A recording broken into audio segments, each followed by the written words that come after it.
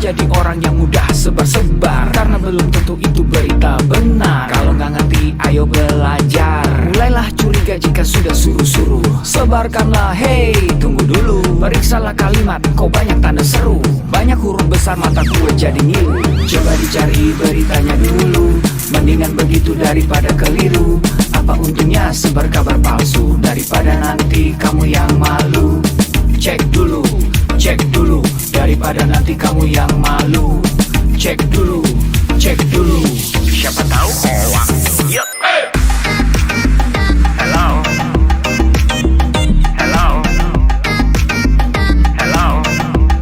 siapa tahu hoax. Yup. Hello,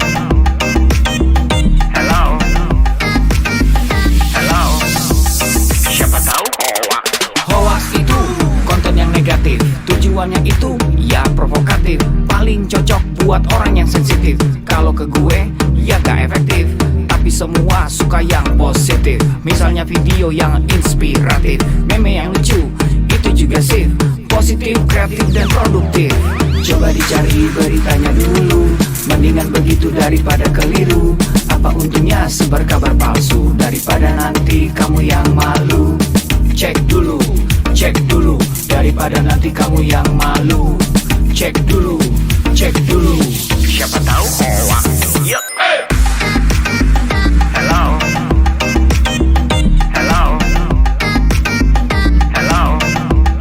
siapa tahu hoax. Yup. Hello,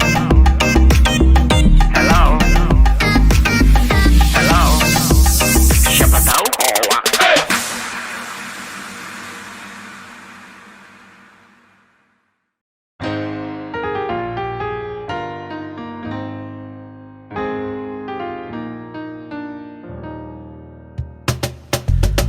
Tolong aku melolong, baca sosmed bikin aku bengong. Banyak berita isinya bohong, bikin orang jadi saling menggonggong. Seperti ada niat sebar kebencian, tanpa peduli akan ada kerugian. Seperti dapat munculnya permusuhan, karena tertipu jadi curigaan. Gue pernah baca hoax di sosmed, yang jadi merugikan tukang trompet. Katanya trompet bisa bikin kanker, trompet sih cuma bisa bikin bibir doer. Sylvester Stallone dibilang mati, Brad Pitt juga dibilang mati, Mr. Bean, Jackie Chan juga dibilang mati. Seneng banget doain orang mati. Harusnya ada etikanya bermain sosial media. Tak bisa asal mengirim tanpa dipikirin, bisa fatal akibatnya. Bersihkanlah udara kita dari kebencian. Sebarkan saja cintamu untuk Indonesia. Wahai kepada pengguna sosmed, mari bersatu sampai lengket.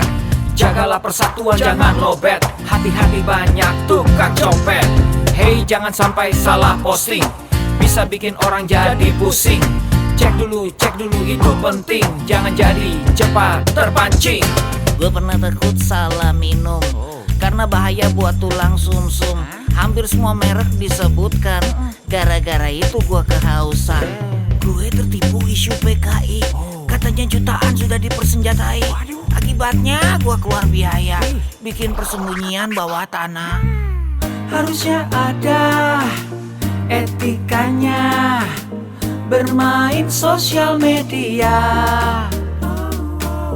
Tak bisa asal mengirim tanpa dipikirin, bisa fatal akibatnya. Bersihkanlah udara kita dari kebencian. Sebarkan saja cintamu untuk Indonesia. Bersihkanlah udara kita dari kebencian. Sebarkan saja cintamu untuk Indonesia.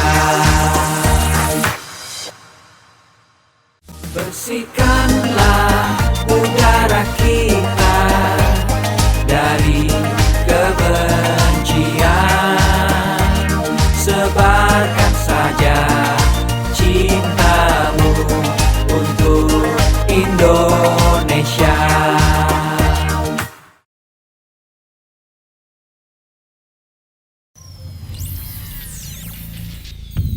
Selamat datang di Indonesia Makin Cakap Digital, langsung dari 34 provinsi, 514 kabupaten kota, diikuti lebih dari 500.000 talenta digital.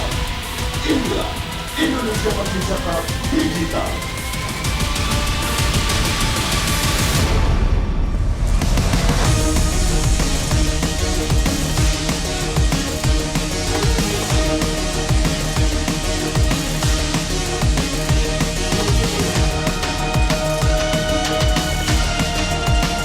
Saya luncurkan program literasi digital nasional hari ini.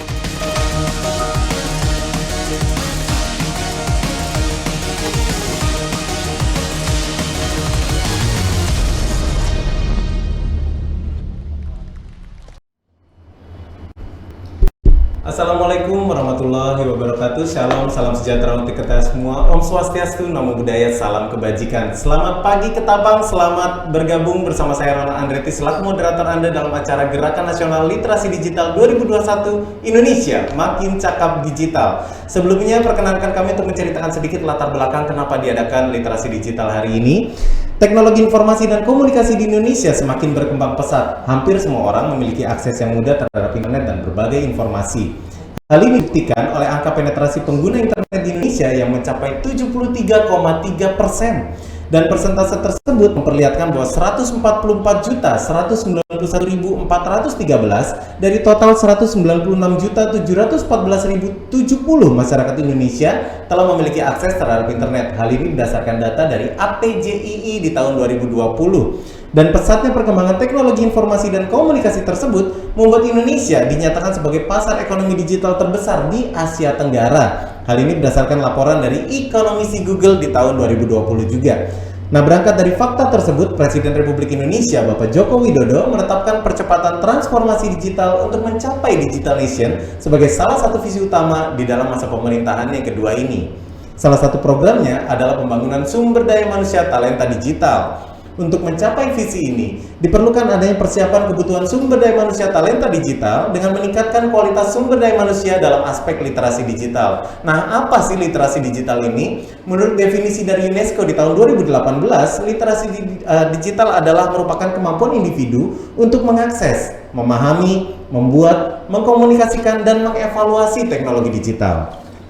Sesuai dengan arahan visi Presiden di atas, Kementerian Komunikasi dan Informatika bersama mitra jejaring GNLD Siberkreasi telah menyusun sebuah peta jalan literasi digital dari tahun 2021 hingga tahun 2024 untuk meningkatkan partisipasi digital masyarakat, mendorong pengembangan ilmu pengetahuan masyarakat di bidang TIK dan digital, serta mendorong tingkat kecakapan transformasi digital dalam pemanfaatan teknologi baru. Di dalam peta jalan ini dirumuskan juga ada 4 kerangka dalam menyusun kurikulum literasi digital, yaitu digital skills, digital safety, digital ethics, dan juga digital culture. Selanjutnya ada 3 kerangka program literasi digital yang disusun untuk materi dan topik kurikulum yang nantinya akan diajarkan ke masyarakat, yaitu digital economy, digital society, dan digital government. Kerangka ini kemudian diturunkan menjadi program literasi digital nasional yang bertujuan untuk membuat masyarakat cakap dalam menggunakan teknologi dan media digital di tingkat dasar, madya, dan mahir, dan tidak melupakan juga kelas literasi digital untuk masyarakat inklusif. Oleh karena itu, Kementerian Komunikasi dan Informatika, khususnya Direktorat Pemberdayaan Informatika, Direktorat Jenderal Aplikasi Informatika akan melaksanakan kegiatan literasi digital untuk peningkatan kemampuan dan pemahaman masyarakat dalam penggunaan teknologi informasi dan komunikasi atau TIK dan internet yang benar melalui implementasi program literasi digital nasional di 34 provinsi, 514 kabupaten atau kota yang melibatkan 110 mitra strategi siberkreasi dan juga stakeholder terkait lainnya. Luar biasa ya, serentak di seluruh Indonesia. Nah, sebelum acara ini kita mulai, ada beberapa tata tertib yang harus diikuti oleh seluruh peserta. Yang pertama adalah dimohon untuk tetap mematuhi dan mengikuti protokol kesehatan yang berlaku dimanapun Anda berada. Kemudian selama acara berlangsung, mohon untuk mic tetap dimatikan, namun kamera video harus terus dinyalakan. Kemudian juga tidak diperkenankan untuk peserta mencoret-coret layar dan juga tidak diperkenankan untuk peserta menyela pada saat narasumber berbicara. Kemudian juga masing-masing peserta wajib mengerjakan pretest dan juga post-test, di mana peserta akan mendapatkan e-certificate setelah mengisi post-test melalui link yang akan dikirimkan di kolom chat. Dan juga aplikasi Siberkreasi dapat Anda download di App Store dan juga di Google Play. Dan untuk hari ini sudah kami siapkan total hadiah Rp1.000.000 untuk 10 orang yang beruntung, bisa dari postingan pertanyaan terbaik kepada masing-masing narasumber, atau bisa juga dari Anda yang screen capture kegiatan kita dan Anda posting di Instagram dengan mention @siberkreasi dan juga @litdik.kalimantan. Jangan lupa dikasih hashtag ya. Hashtagnya adalah Siberkreasi, hashtag Makin Cakap Digital, dan juga hashtag litdikal1446. Nanti akan kita umumkan di akhir acara. Dan sebelum kita memulai acara hari ini, bersama-sama kita akan menyanyikan lagu kebangsaan Indonesia Raya 3 stanza. Diikuti dengan kita simak bersama video arahan dari Presiden Republik Indonesia, Bapak Joko Widodo.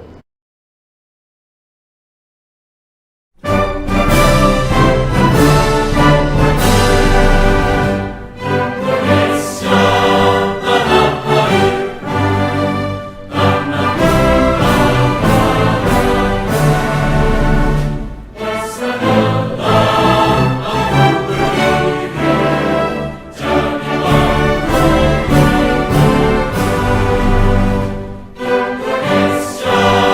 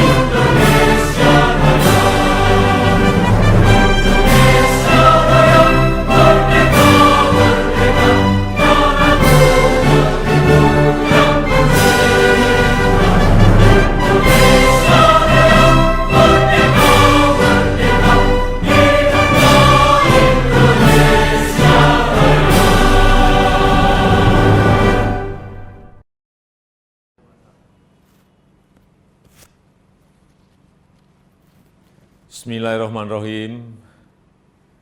Assalamualaikum warahmatullahi wabarakatuh. Salam sejahtera bagi kita semuanya. Shalom, Om Swastiastu, Namo Buddhaya, salam kebajikan. Yang saya hormati para Menteri Kabinet Indonesia Maju, para Gubernur, Bupati, dan Wali Kota di seluruh tanah air Indonesia, hadirin dan undangan yang berbahagia. Pandemi membuka kesempatan luas bagi kita untuk melakukan transformasi digital secara besar-besaran. Pembangunan infrastruktur digital terus kita percepat. Ekonomi digital, terutama untuk UMKM, terus diperbanyak dan terus ditingkatkan. Pemerintahan digital juga terus diperkuat dan masyarakat disiapkan agar lebih cakap digital. Insya Allah pada akhir tahun 2022, 12.548 desa kelurahan akan terjangkau sinyal 4G.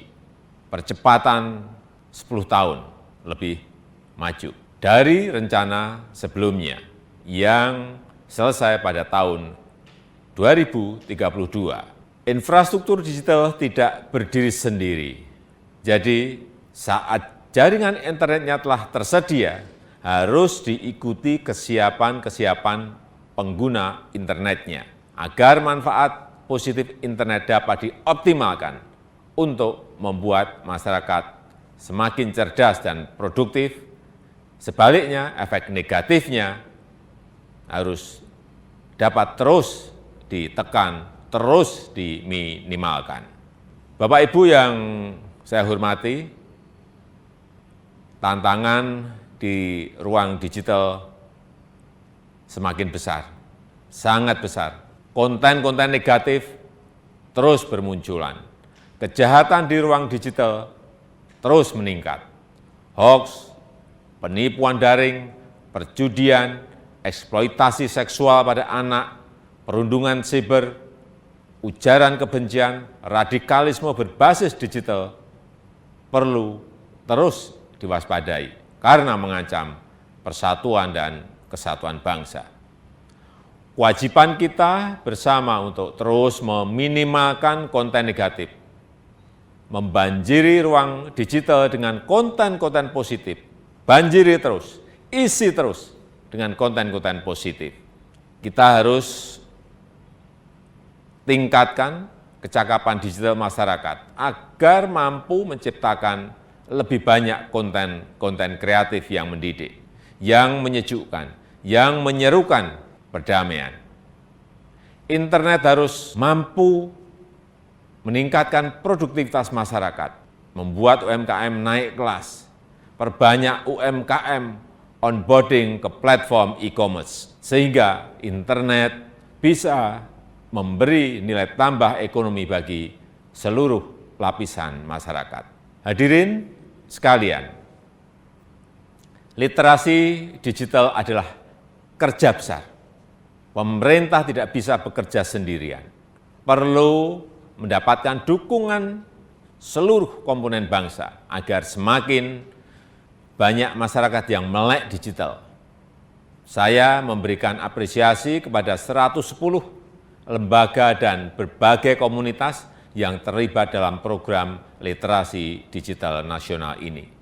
Saya harap gerakan ini menggelinding dan terus membesar, bisa mendorong berbagai inisiatif di tempat lain, melakukan kerja-kerja konkret di tengah masyarakat, agar makin cakap memanfaatkan internet untuk kegiatan edukatif dan produktif.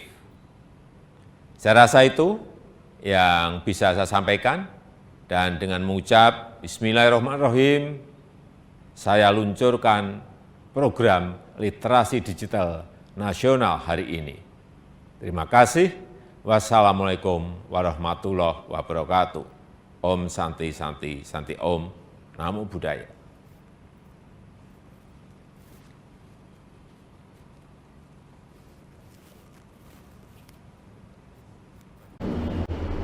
Demikianlah video arahan dari Presiden Republik Indonesia Bapak Joko Widodo, dan kini untuk membuka acara kita hari ini, bersama-sama kita akan menyimak keynote speech yang akan disampaikan oleh Direktur Jenderal Aplikasi Informatika Bapak Samuel Abrijani Panggerapan BSC.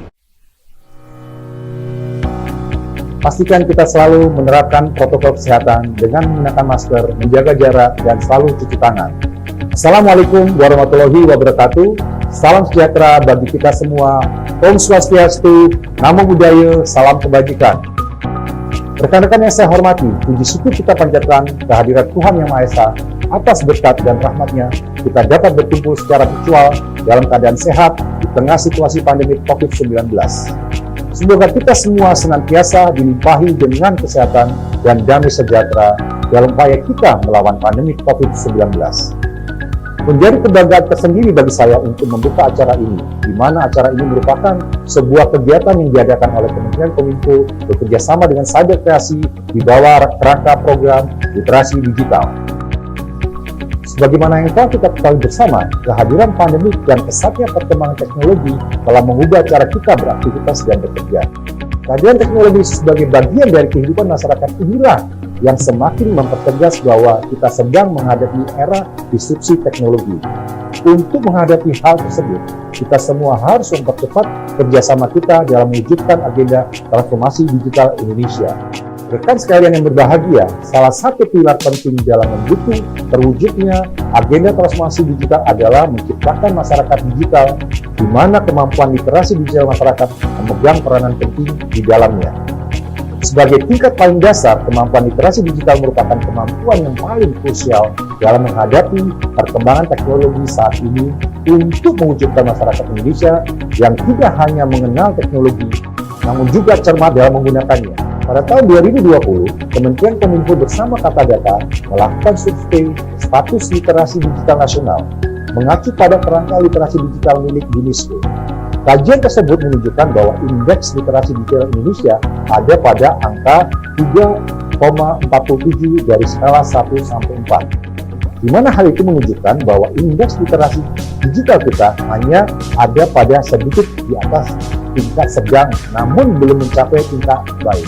Untuk mencapai tingkat literasi yang baik, pemerintah tidak dapat bekerja sendiri. Kementerian Kominfo bersama Cyber Kreasi dan berbagai stakeholder terus berupaya mengadakan berbagai kegiatan untuk meningkatkan kemampuan literasi digital masyarakat Indonesia, dan salah satunya adalah yang sedang rekan-rekan sekalian ikuti sekarang. Rekan-rekan yang saya hormati, dalam menghadapi perkembangan teknologi yang sangat cepat, literasi digital merupakan kunci dan fondasi utama harus kita semua miliki. Pemerintah dalam hal ini, Kementerian Kominfo, bersama dengan Cyber Kreasi berkomitmen akan terus melakukan upaya meningkatkan literasi digital masyarakat lewat berbagai macam inisiatif kegiatan. Adanya berbagai inisiatif kegiatan literasi digital diharapkan dapat memfasilitasi dan semakin mendorong terwujudnya masyarakat digital Indonesia. Keadaan normal yang baru, baik sekarang maupun pasca pandemi, akan mempercepat proses digitalisasi di berbagai lini kehidupan kita. Maka dari itu, kita harus mempersiapkan SDM kita dengan keterampilan digital yang sesuai untuk menghadapi perubahan ini. Akhir kata, mari kita membawa perubahan positif untuk Indonesia yang lebih baik. Kita ciptakan inovasi-inovasi berkualitas dengan mengembangkan talenta dan memaksimalkan potensi masyarakat digital Indonesia. Bersama kita dapat melalui pandemi dengan menjadi lebih baik dari masa sebelumnya. Demikian sambutan yang dapat saya sampaikan. Selamat mengikuti kegiatan, tetap semangat, dan salam literasi digital. Wassalamualaikum warahmatullahi wabarakatuh. Om Santi Santi Santi Om.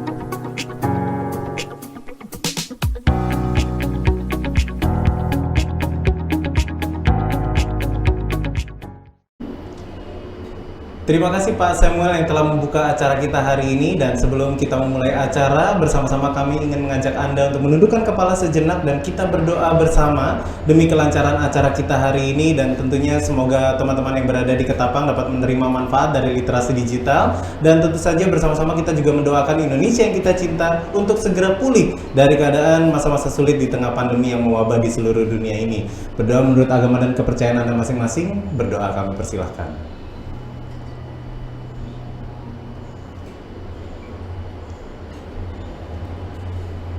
Amin. Terima kasih. Semoga doa kita semua segera dikabulkan oleh Tuhan Yang Maha Esa. Dan tentunya hari ini kita akan memulai untuk literasi digital dengan topik besar kita, membekali diri memasuki ruang digital dengan literasi yang tepat. Dan kali ini kita akan bertemu dengan narasumber kita yang pertama untuk membahas soal digital ethics atau etika berdigital. Kali ini kami akan langsung menyapa untuk pimpinan Full Day Darul Quran dan juga dengan Idaku. Langsung saja selamat pagi untuk Bapak Dr. Mahfud Fauzi MPD. Selamat pagi, Pak. Selamat pagi, Ronald. Assalamualaikum. Waalaikumsalam warahmatullahi wabarakatuh. Selamat pagi Selamat semuanya. pagi. Pak Mahfud, boleh dong sharingnya bareng teman-teman Ketapang bagaimana kita bisa bermoral dalam menggunakan media sosial? Kami persilakan.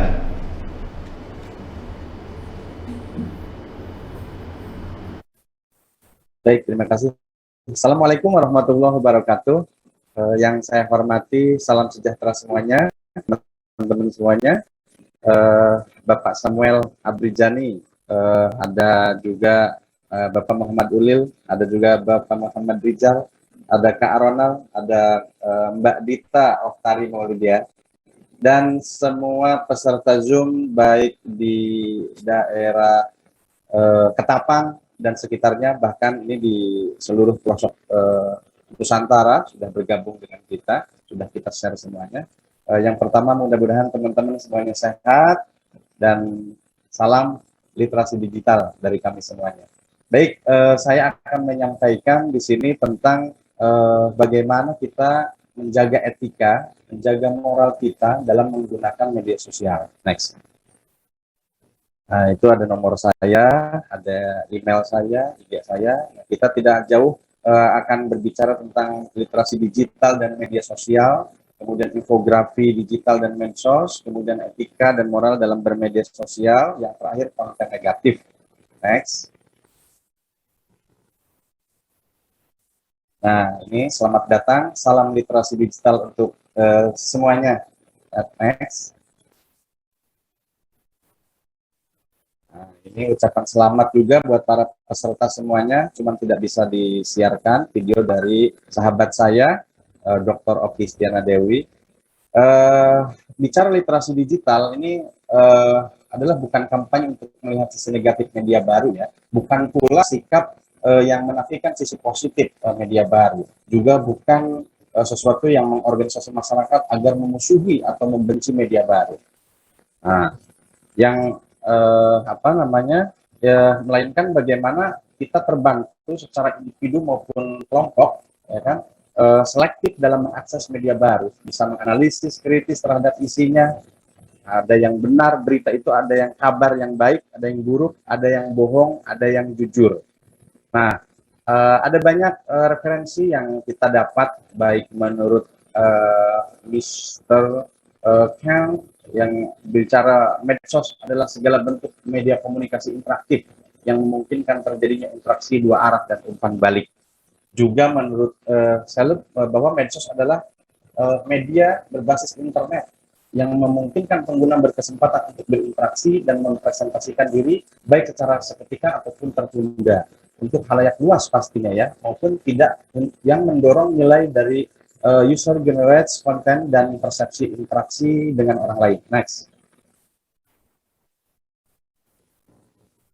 Nah, di sini komponen literasi, ada literasi media, ada literasi teknologi, ada literasi visual. Ini banyak sekali ya menurut pemahaman kita, bahwa bagaimana literasi media ini menjadi sebuah kemampuan dalam rangka membedakan ada media cetak, media elektronik, media radio, media televisi, media digital, juga ada internet, bagaimana tujuannya, juga secara literasi teknologi, bagaimana kita memahami yang mengikuti teknologi seperti piranti keras, hardware maupun software, serta etika dan etiket dalam memanfaatkan teknologi. Nah, yang terakhir adalah literasi visual. Ini, biar kita tahu bahwa literasi itu banyak sekali ya. Visual itu pemahaman tingkat lanjut antara literasi media dan literasi teknologi dengan memanfaatkan materi visual dan audio visual secara kritis pastinya ya, dan bermartabat. Jadi kita harus kritis sekarang dengan media-media, baik media mainstream maupun media lokal, yang bagaimana itu kontennya, bagaimana itu arahnya dan tujuannya. Kita tidak bisa menerima begitu saja. And next.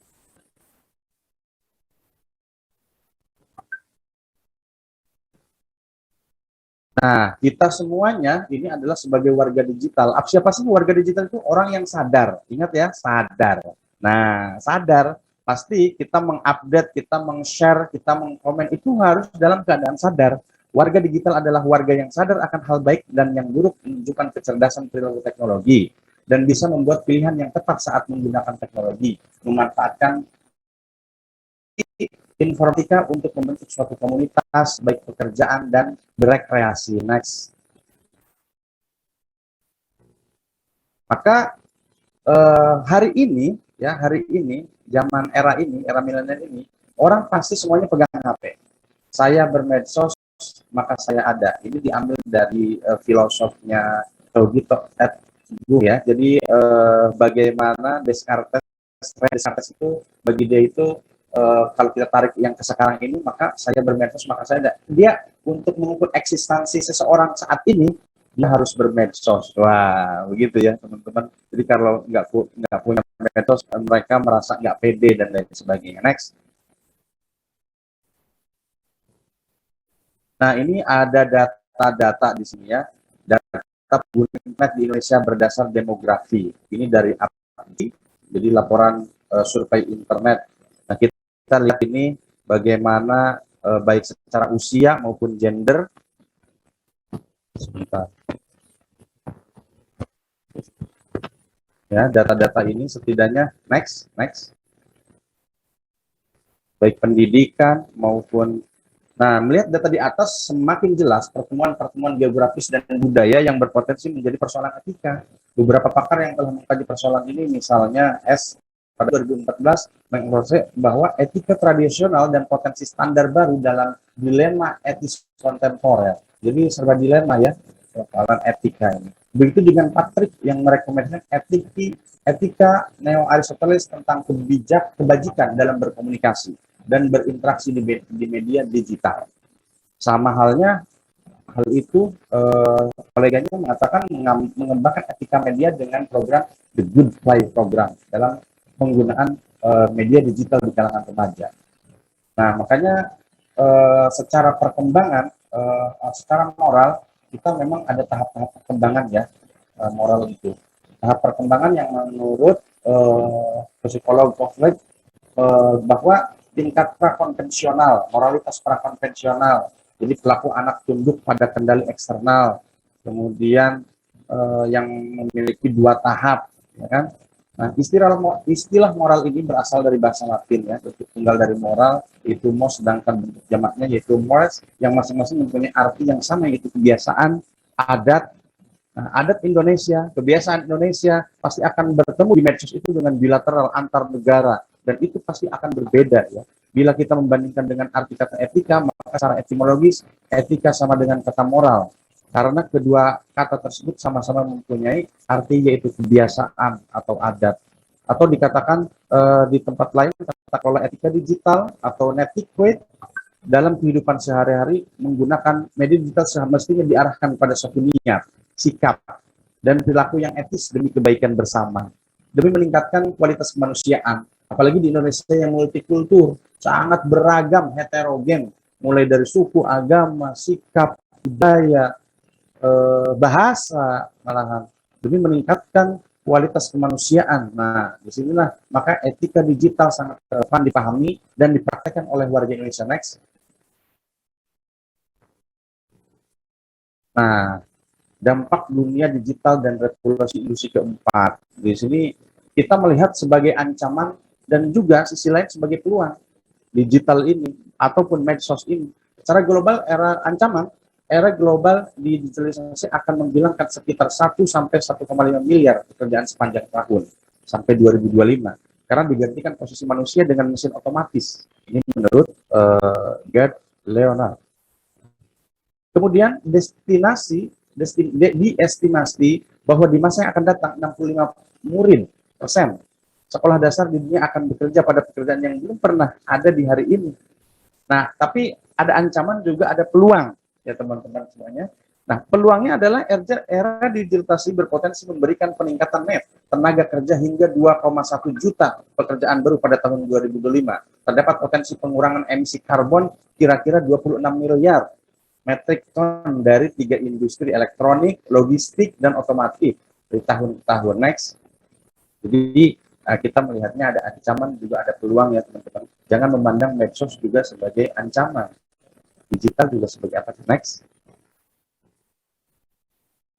Nah, ini kita akan melihat grafik nih. Di sini Internet Penetration and 2020 kemarin, pada 2020 kemarin, Indonesia salah satu negara pengakses internet tertinggi di dunia. Next. Ada lagi negara dengan pertumbuhan internet tertinggi ketiga di dunia, ya Indonesia. Kita ini.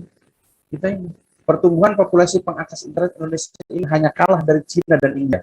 India menempati peringkat pertama dengan 127 juta pengakses internet baru dalam 1 tahun, sementara Cina berada di peringkat kedua dengan 25 juta pengakses internet baru dalam setahun. Luar biasa Indonesia kita ini. Semua pegang HP, semua bermedsos, semua berdigital. Next. Nah, ini ada lagi grafik yang mengatakan bahwa hampir 8 jam akses internet dalam sehari. Orang itu walaupun dia ngantor, di rumah menghabiskan 8 jam. Yang ke kantor, buka HP lagi 8 jam, kira-kira begitu. Data ini tentu saja mencengangkan, karena itu artinya pengguna di Indonesia sudah menggunakan internet selama hampir setengah waktu.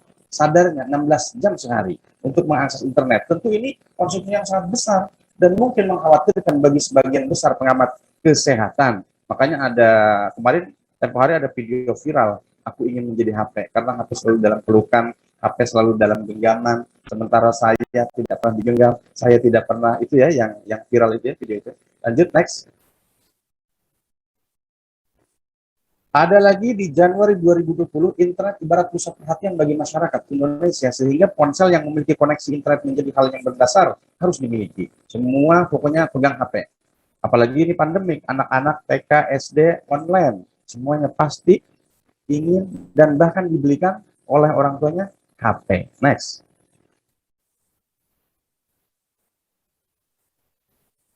Juga nih, ada data hampir 80% penggunaan internet di ponsel digunakan untuk sosmed. Sekarang tidak aneh kalau teman-teman anak SD punya sosmed, anak SMP punya sosmed, bahkan dia berapa update-updateannya, nah itu yang perlu dikontrol. Dari durasi penggunaan internet di ponsel yang mencapai 4 jam 46 menit, ternyata 3 jam 46 menit digunakan untuk medsos. Nah, ini mengejutkan ya, gambar ini bahwa ternyata masyarakat Indonesia memang menaruh perhatian.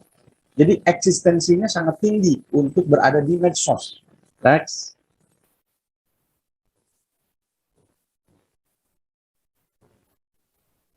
YouTube menjadi kita melihat posisi YouTube menjadi puncak daftar ini menggambarkan bahwa audiens Indonesia ternyata suka gemar nonton video. Jadi jika kamu berencana ingin memaksimalkan YouTube, inilah saatnya.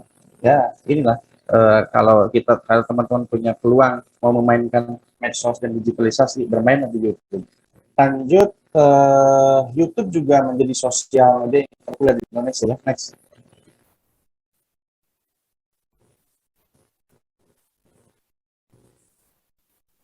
Nah, ini adalah yang paling banyak dicari oleh orang dalam menonton YouTube. Ya, musik. Hal ini terungkap berdasarkan data informasi yang paling banyak dicari melalui YouTube adalah konten-konten terkait dengan musik dan lagu. Next. Ada juga Facebook Indonesia nomor 3 terbesar di Indonesia. Masih banyak masyarakat Indonesia yang mengira bahwa Facebook itu adalah internet, sehingga pengguna Indonesia tidak tahu kalau internet itu jadi tidak bisa membedakan mana internet mana Facebook. Semua orang menggunakan Facebook, bagi dia Facebook itu berinternet. Lanjut next. Next lagi, ini Instagram juga marak. Next. Gunakan penjual online. Nah, di sini juga grafik-grafik yang mengatakan bahwa komponen pengguna internet berdasarkan usia, berdasarkan pendidikan, layanan yang diakses, komposisi pengguna internet berdasarkan jenis kelamin, ya. Ini data-datanya, real, gaya hidup yang di konten yang banyak dicari itu adalah gaya hidup. Yang kedua kesehatan, yang ketiga pendidikan. Next.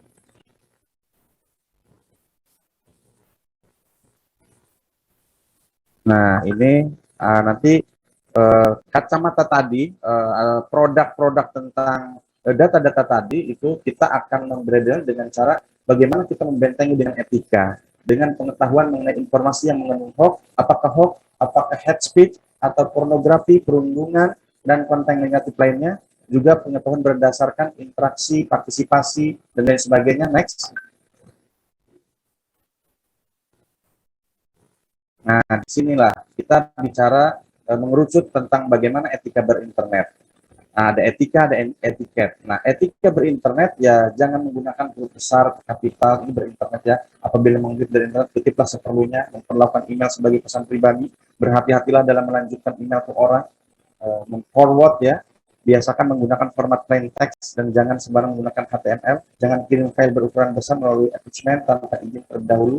Kemudian etiket berinternet, menulis email dengan ejaan yang benar, tidak menggunakan huruf kapital, begini-begini ya. Ini cara menulis, cara sebagaimana kita melakukan kayak skripsi, tesis, disertasi, ada cara-caranya ya, ada etikanya. Next. Menghargai privasi orang. Nah, kemudian sih etiket. Etika grupnya misal ada misalkan ya, waktu saya tinggal 3 menit lagi ya, ada di dalam grup WA juga ada etika, juga semuanya harus ada etikanya di Instagram, di Facebook. Next. Next. Next lagi. Next lagi. Next. Nah, ini video bahaya hoax ya, bahaya hoax. Next. Nah, ada 8, nggak usah diputar, waktunya mepet. Next. Ada 8 etika bermedsos ya, pastikan hati-hati, manfaatkan media sosial, jangan takut juga, jangan, ini bukan ancaman, tapi juga ada peluang. Next. Waspadai konten negatif ya, baik itu ya, ini sungguh menarik data di atas, kita melihat jumlah keseluruhan penduduk Indonesia kalah banyak dibanding jumlah. Oke, next. Motivasi pembuatan konten negatif ini ada mencari kambing hitam, ekonomi mencari uang, politik menjatuhkan kelompok politik tertentu, memecah belah persatuan. Next. Next. Next, stop perundungan ya. Cyberbullying juga stop. Next, ujaran kebencian sudah ada undang-undangnya. Next. Hati-hati teman-teman dengan ujaran kebencian, isu hoax. Lanjut, next.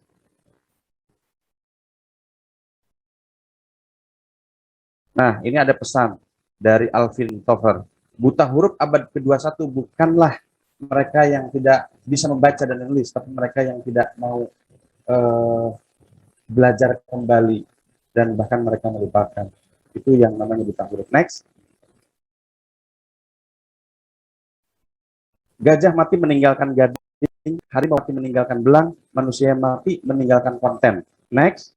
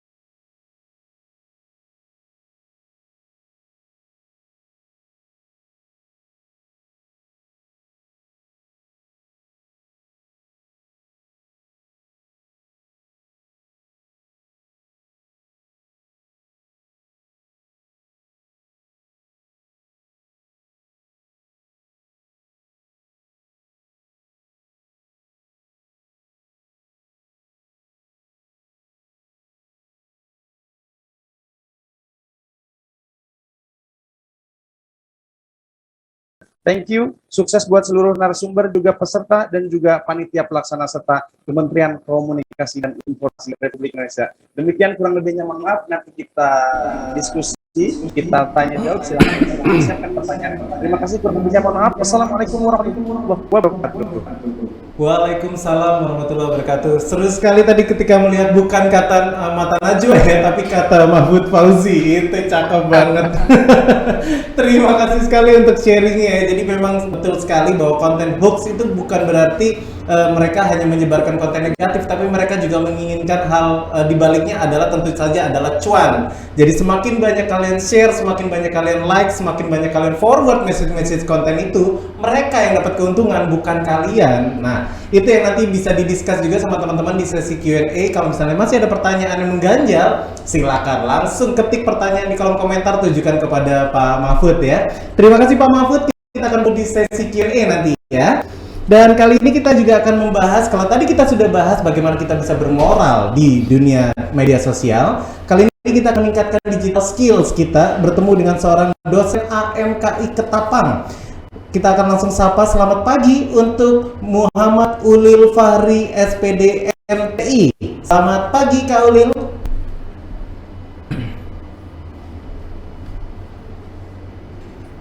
Pagi, Bang. Selamat Pagi. Kak Ulil, selamat bergabung bersama kami. Dan ini boleh dong sharingnya bareng teman-teman yang ada di Ketapang nih, pentingnya memiliki digital skills di era pandemi. Kami persilakan. Ya. Kelihatan share-nya, Bang? Ya, sudah terlihat. Silakan di full screen. Oke, terima kasih. Selamat pagi semuanya, dan selamat pagi dan yang terhormat semua narasumber. Pada kali ini, saya akan memberikan materi tentang pentingnya memiliki digital skill di masa pandemi COVID-19 ini. Pertama, saya terima kasih Pak Mahfud tadi. Ternyata benar, semenjak pandemi ini 80% kita itu menggunakan HP di rumah masing-masing. Ya, karena memang sekarang inilah yang jadi peluang kita untuk melakukan keahlian digital kita. Di sini, semenjak masa pandemi, ini kalau boleh jujur nih, sebelum pandemi job yang saya dapat itu masih dikit. Setelah pandemi, job yang saya dapat itu lumayan banyak. Mengapa demikian? Karena pengguna internet, orang sudah sering di rumah. Jadi banyak yang saya lakukan, banyak yang saya kerjakan. Itu mengapa demikian? Karena sekarang hampir 80% orang menggunakan internet karena keseringan di rumah. Saya sudah mengerjakan e-learning, saya sudah mengerjakan server, saya sudah mengerjakan IP public, programmer, pembuatan aplikasi meningkat sejak masa pandemi ini. Jadi ada hikmahnya. Di masa pandemi, untuk programmer, untuk orang bagian IT, itu semakin meningkat. Bahkan semenjak pandemi ini, saya sering juga menjadi pemateri seminar dan lokal maupun nasional. Jadi selalu ada hikmah di balik pandemi ini. Jadi hari ini saya akan menceritakan apa-apa sih yang bisa kita ceritakan sehingga kita bisa, walaupun ini di masa pandemi, kita bisa membuat ini jadi sebuah peluang. Itu yang maksud saya. Walau ini kalimat saya sekali lagi ya. Walaupun ini pandemi, tapi kita jadikan peluang. Anggapannya adalah kesempitan dalam kesempatan. Ini yang kita buat sekarang. Tren yang terjadi sekarang adalah orang sering belajar online karena sering di rumah, karena lebih sering buka HP di rumah, smartphone. Kemudian orang lebih kerja di rumah. Kesempatan-kesempatan seperti inilah yang akan jadi peluang kita. Pembelajaran jarak jauh. Siswa tidak ada di sekolah, siswa di rumah, otomatis akan main HP juga. Hiburan online, pembelian Netflix dan sejenisnya meningkat. Netflix bisa melihat tren kalau masyarakat di masa pandemi akan sering di rumah, akan perlu hiburan. Mereka bisa memandang masa depan, sehingga pembelian Netflix meningkat. Bukan hanya itu, pembayaran digital juga meningkat. Awalnya, kalau kalian boleh jujur, kalian pasti tidak ngerti apa pembayaran Shopee. Kalian tidak tahu dengan Dana, kalian tidak tahu dengan virtual account. Tapi semenjak ada pandemi ini semua akan jadi hikmah. Secara otomatis, budaya kita, klaster kita akan berubah, membuat sebuah tren yang baru. Ini yang terjadi sekarang semenjak pandemi. Hal-hal seperti inilah yang harus kita peluangkan. Bagaimana mencari sebuah kesempitan dalam kesempatan ini. Bagaimana jika tidak memiliki keahlian teknis IT seperti programmer? Tenang. Ada peluang yang akan terus dicari jika kalian mau belajar, ya. Nih, saya contohkan satu, ada tren yang sekarang benar-benar sedang naik daun dan perlu dan sangat diperlukan, yaitu adalah digital marketer. Apa itu digital marketer? Yaitu bagaimana kalian membuat konten, tetapi bukan untuk kalian, tetapi kalian membuat konten untuk tokoh, untuk usaha orang lain. Itu apa? Kalian akan dibayar jasa. Ya, nih, digital marketer adalah profesi yang menjamur nih, Tahir nih. Pokoknya sejak internet booming, banyak perusahaan yang menggunakan jasa mereka. Ya, ini peluang nih bagi orang lain sudah banyak punya produk, tapi tetap penjualan tidak meningkat. Tugas kalian adalah satu, bagaimana membuat kontennya menarik perhatian orang lain. Kalian posting di Facebook, kalian posting dimanapun, kalian posting di Instagram, kalian buatkan itu. Tugas kalianlah yang sebagai content marketer. Harapannya apa? Kita yang kembali lagi tadi, 80% orang akan melihat HP di rumah, menggunakan internet. Kesempatan inilah yang kalian gunakan untuk membaca sebuah peluang.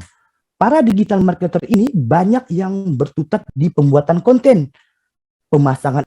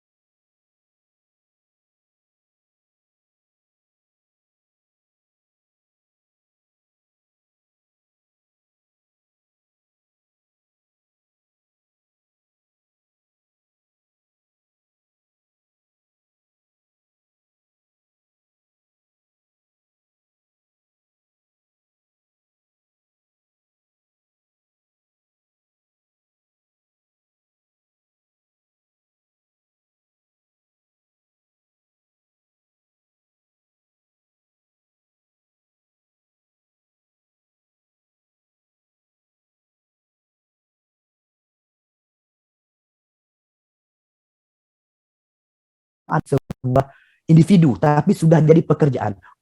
Ini saya ulangi lagi, orang yang mengelola usaha tidak akan sempat untuk mengelola media sosial dia. Silahkan kalian tawarkan diri kalian untuk menjadi admin media sosial untuk peningkatan produknya. Otomatis itu akan jadi pekerjaan kalian yang insya Allah akan jadi tetap. Ini yang bisa kalian tawarkan. Kalian share, kalian buat konten yang menarik, kalian buat copywriting yang menarik, kalian buat gambar yang menarik perhatian. Intinya bagaimana kalian bisa menjadi admin media sosial yang benar-benar menarik perhatian. Ingat ya, sekarang media sosial ada jadian pekerjaan untuk bagian digital marketer. Ini yang sekarang sedang trending.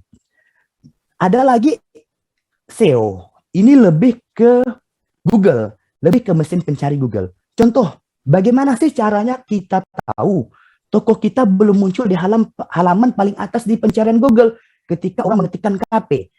Kok toko-toko KP orang udah muncul nih, KPA, KPB, KPC. Mengapa KP saya tidak ada? Inilah tugas kalian. Jika kalian punya keahlian digital skill, kalian akan bisa menawarkan diri. Saya aja yang masukkan, udah itu jadi pekerjaan kalian juga. Itu akan otomatis jadi jasa. Terus terang masih banyak peluang usaha toko-toko di kita yang di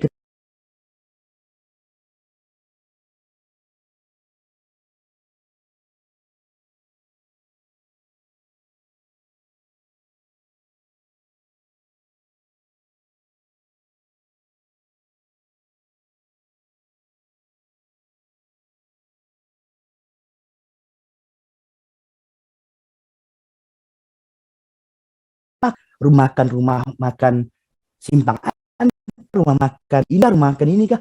Tetapi kita ada pertanyaan, oh ada rumah makan di tetanggaku, kenapa belum masuk? Itu jadi peluang bisnis untuk kalian. Kalian ajukan diri kalian, Mbak, mau nggak saya aja yang masukkan ke Google Map? Silahkan, ini adalah digital skill. Contoh lain adalah bagaimana ketika dia mengetikkan rumah makan Ketapang, yang muncul adalah rumah makan Sapo, rumah makan Fajar, rumah makan Jadul. Kok rumah makan yang punya teman saya nggak ada? Itu secara otomatis, itulah peluang kalian. Kalian tawarkan ke orang tersebut, saya aja jadi admin media sosial. Secara tidak langsung, kalian akan mendapat pendapatan. Ini, kemudian yang terakhir, ini juga bukan terakhir, maaf. Ini sekarang juga sedang trending, ada data analis. Data di era internet adalah segalanya. Kalian pernah nggak ditelepon orang, atau di email orang, atau di WA orang, kok tahu pekerjaan kalian? Karena itu kalian sudah di cluster, bahwa orang ini akan beli.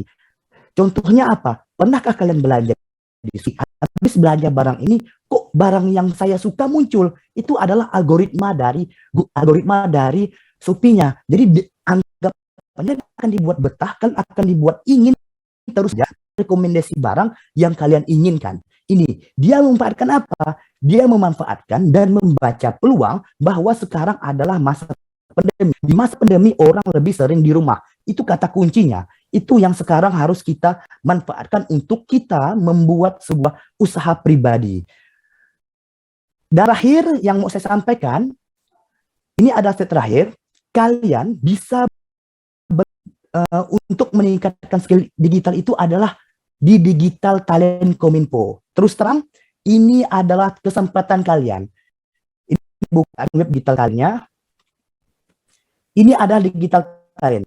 Ini benar-benar gratis. Ini resmi dari Kominfo. Silahkan yang pahami. Setiap tahun buka, setiap bulan buka. Banyak sekali digital skill yang dibuka dan gratis. Dan ini via Zoom semua. Kalian tidak perlu datang ke Jakarta. Kalian tidak perlu datang kemana. Kalian cuma ikut di rumah. Dan hebatnya, kalian diakui di dunia industri untuk sertifikat ini.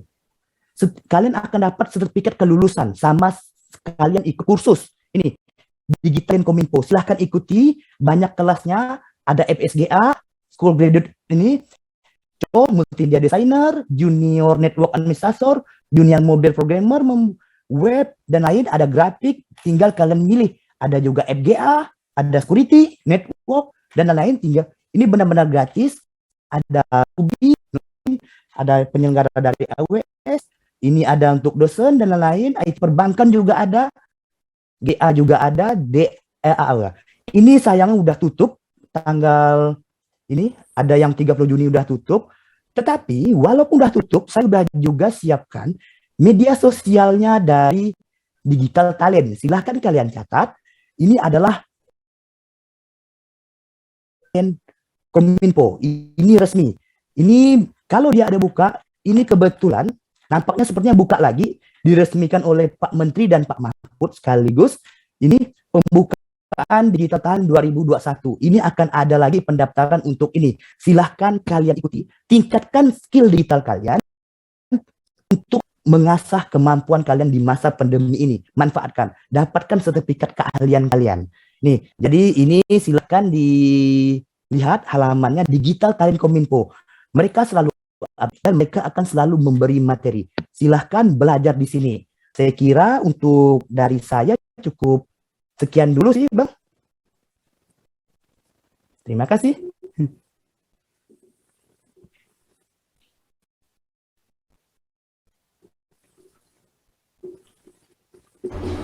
Baik, kami coba tersambung kembali bersama Kak Ulil. Apakah bisa tersambung kembali? Baik. Ya, baik. Terima kasih Kak Ulil untuk sharingnya hari ini. Suaranya terdengar agak patah-patah. Halo. Baik. Ya, baik. Terima kasih Kak Ulil. Nanti kita akan bertemu di sesi Q&A karena tampaknya sudah banyak pertanyaan yang ditujukan kepada Kak Ulil. Nanti kita akan bertemu lagi di sesi Q&A ya Kak Ulil ya. Terima kasih untuk sharingnya hari ini. Kita banyak belajar soal meningkatkan digital skills kita. Tentunya supaya kita tidak semakin tertinggal dengan perkembangan dunia teknologi yang begitu pesatnya. Nah, setelah tadi kita belajar bagaimana kita meningkatkan digital skills kita, kali ini kita akan juga bertemu dengan seorang key opinion leader kita yang akan membahas soal budaya berdigital. Dan kali ini kita akan bertemu seorang model dan presenter. Wah, pada pagi hari ini langsung saja kita sapa Kak Dita Oktari Mauludea. Selamat pagi Kak Dita. Iya, selamat pagi Kak Ronald.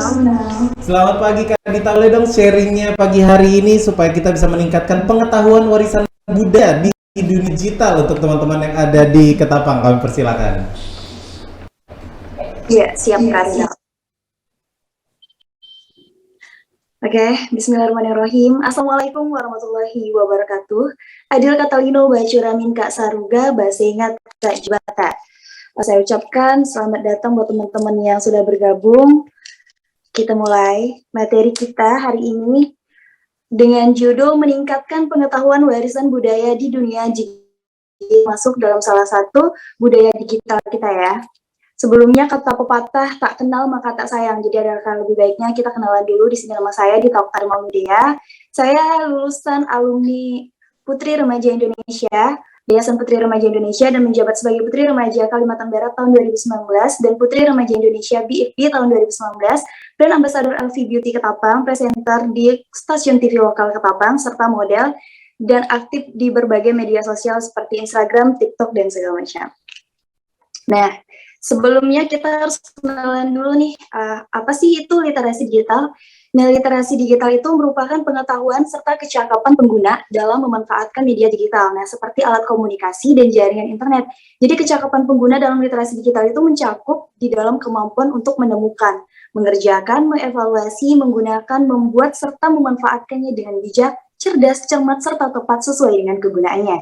Nah, selain itu, prinsip dasar literasi digital itu memiliki 4 prinsip dasar.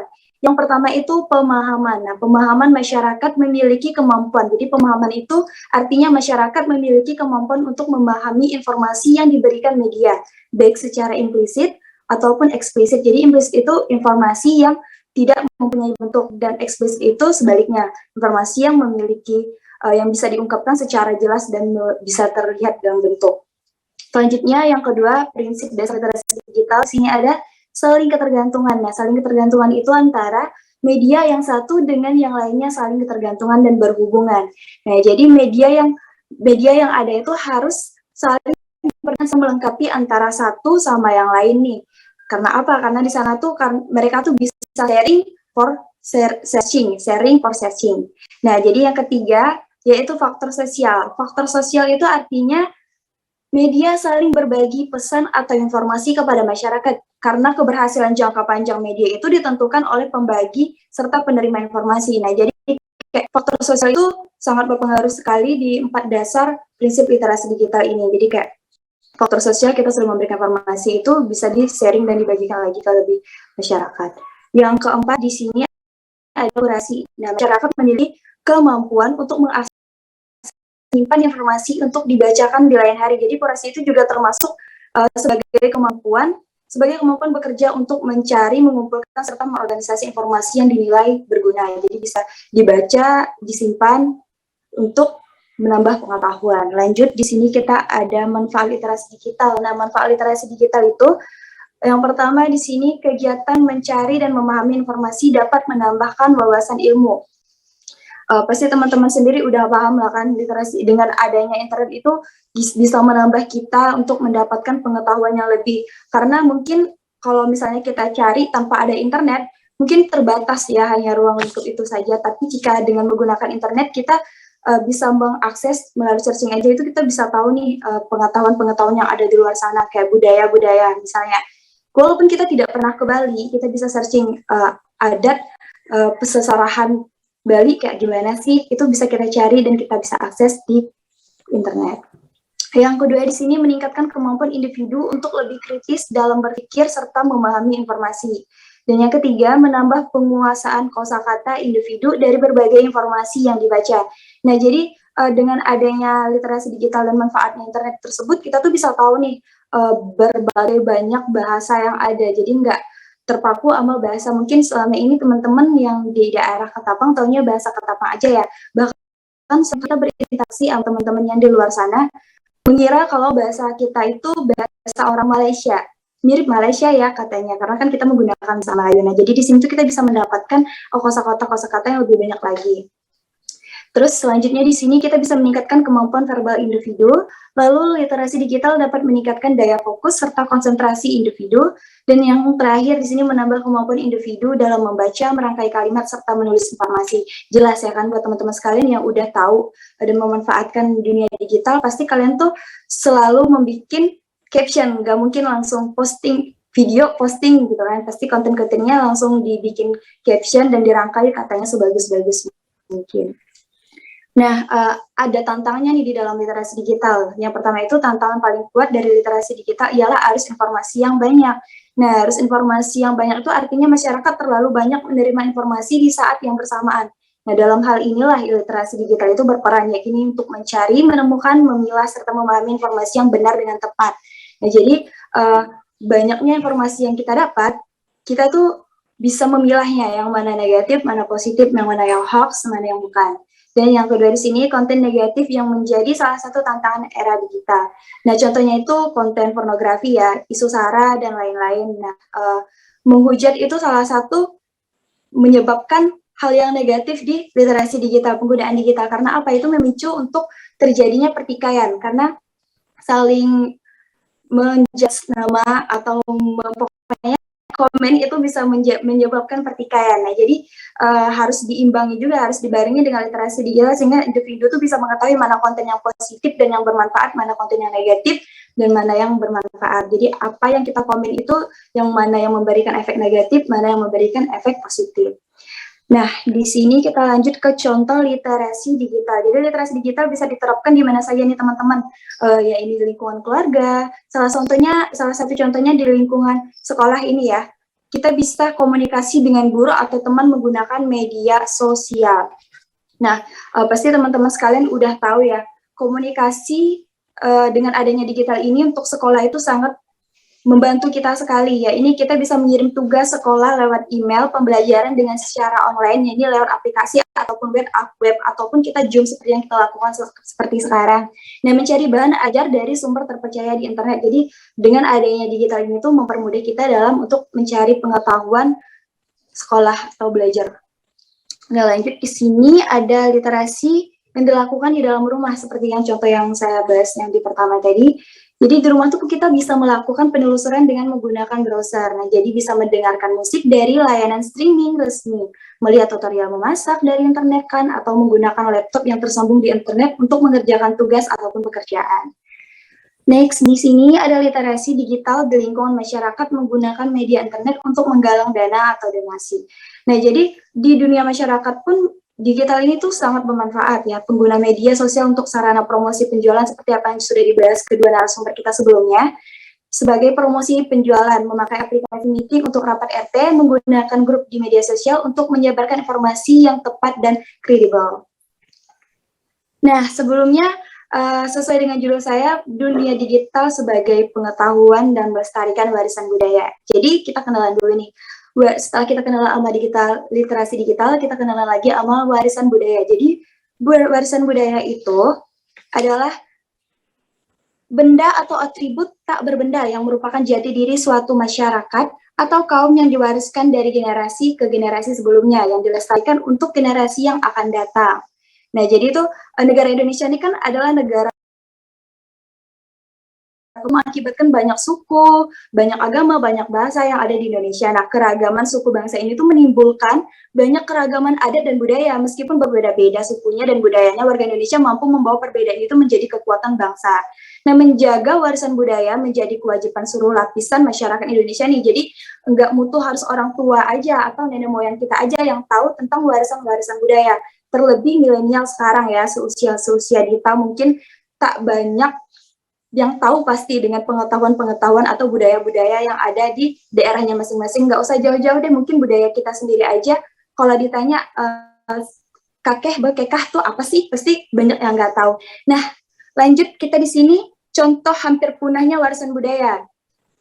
Cara berpakaian masyarakat ini kan udah banyak dipengaruhi oleh kebudayaan lainnya yang bisa kita temui dengan mudah, cara berpakaian yang sifatnya lebih modern dan bisa menjangkau berbagai kalangan khususnya milenial. Nah, balik lagi kan ke milenial, karena milenial bisa kita lihat sekarang di media sosialnya, itu rata-rata gaya hidupnya udah ke barat-baratan semua ya. Walaupun kita sebenarnya Indonesia itu budaya timur, mereka tuh banyak mengikut budaya-budaya barat milenialnya. Itu bisa dikategorikan 80% itu udah milenial mengikuti gaya hidup yang ke barat-baratan.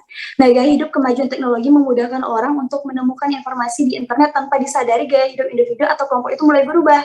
Ya, jadi mulai dari pakaian kita yang awalnya orang timur itu pakai pakaian yang sopan, dan misalnya ya contohnya ini kita nih kalau pantai, kan gak mungkin kalau orang timur kayak kita kan ke pantai pakai bikini yang biasa dilakukan orang-orang barat kayak di Bali itu pakai bikini ke pantai-pantai. Nah, itu tuh nggak bisa kita ikutin juga, walaupun ada hal-hal positif yang bisa kita tiru dan terapkan, mungkin fashion atau berkembangnya makanan atau fashion segala macam itu bisa kita terapkan, tapi tidak berbagai aspek seperti yang ke pantai tadi pakai bikini. Nah, kenapa warisan budaya harus kita lestarikan? Agar tidak lekang zaman saatnya dunia internasional mengakui kekayaan budaya Indonesia. Rumah Budaya Indonesia hadir di beberapa negara sebagai media perkenalan budaya Indonesia di kancah internasional. Saatnya Indonesia mengguyurkan kejayaannya budayanya. Nah, jadi buat teman-teman nih, kenapa kita harus melestarikan warisan budaya kita? Karena mungkin nenek moyang kita yang udah tahu, kita sebagai milenial kita juga harus mencari tahu kepada nenek moyang kita, atau mungkin mendengarkan cerita orang tua, atau mengikuti musyawarah-musyawarah yang dilakukan oleh beberapa daerah yang masih sering diterapkan, kayak di beberapa kecamatan yang ada di Kabupaten Ketapang, mereka kan masih sering menerapkan budaya-budaya. Nah, cara menjaga warisan budaya, mengajarkan budaya ke orang lain nih. Setelah mengetahui selak-beluk budaya kita sendiri, sebaiknya menyampaikan hal tersebut kepada orang lain. Jadi seandainya kita nih udah tahu ya, karena kalau bukan kita, siapa lagi yang mau tahu, milenial ya. Jadi kita udah tahu nih, menurut nenek, cara adat memandikan bayi 40 hari itu gimana, bayi baru lahir itu gimana. Nah, setelah kita tahu, kita tuh bisa memperkenalkan mencah luar negeri, karena internet itu tuh diakses seluruh dunia ya. Jadi seluruh dunia itu bisa tahu budaya ini tuh budaya asal Indonesia. Jadi gimana Kak Dita caranya?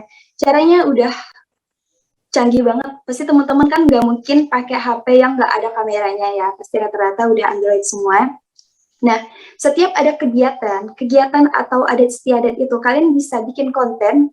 Kak, aku nggak bisa bikin konten, aku nggak bisa edit. Kalian bisa bikin story, terus kalian update dengan caption yang sudah diteliti dulu kebenarannya, yaitu mencari pengetahuan di searching Google ataupun mendapatkan informasi dari yang lebih tua dari kita, kayak nenek moyang ataupun orang tua kita ya.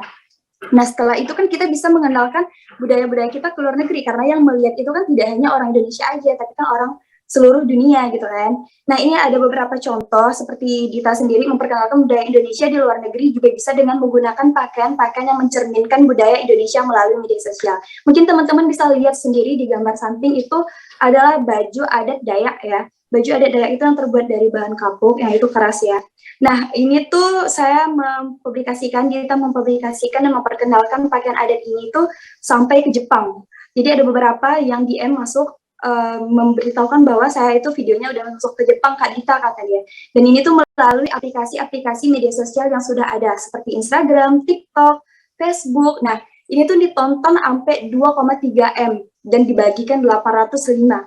Bayangkan, sampai seluruh dunia itu mengetahui, oh ini loh baju adatnya Dayak. Nah, seperti itu buat teman-teman lainnya. Jadi kita harus memperkenalkan budaya kita dan menjaga kewarisan budaya kita, melestarikan budaya kita itu tidak harus dengan pergi ikut ke sana, tapi kita cukup memposting jika kita punya, kita bisa gunakan untuk dipublish ke dunia luar. Karena kalau sudah kita share ke media sosial itu pasti sudah siap-siap dilihat oleh berbanyak pasang mata.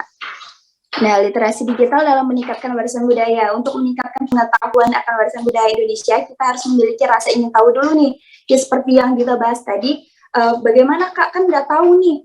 Makanya kita harus punya rasa ingin kepo. Kayak, Nek, ini gimana sih, Nek? Kayak, ini gimana sih, Kek? Atau kalau mungkin nenek moyangnya udah nggak ada dan bingung mau cari tahu kemana, kalian bisa searching dulu, banyak-banyak baca. Nah, dengan begitu kan kalian bisa memanfaatkan media sosial atau media digital untuk mencari tahu budaya-budaya yang ada di Indonesia.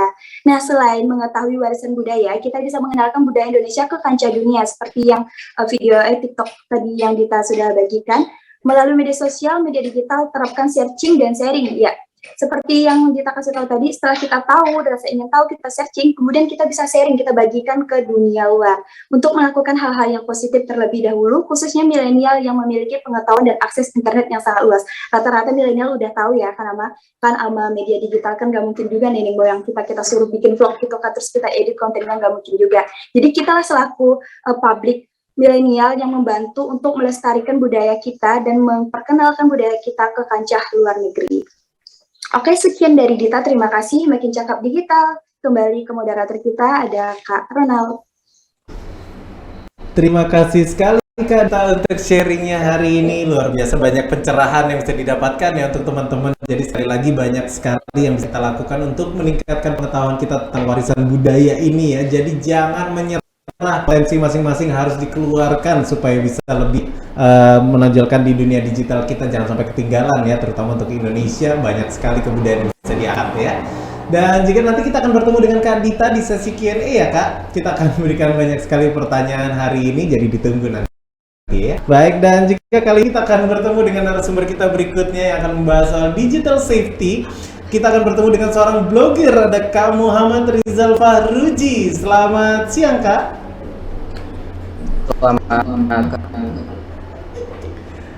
Baik, selamat siang Kak Rizal. Boleh dong sharing-sharing nih kali ini bagaimana kita bisa menemukan cara aman untuk berinvestasi online. Silakan untuk sharingnya bersama teman-teman yang ada di Ketapang.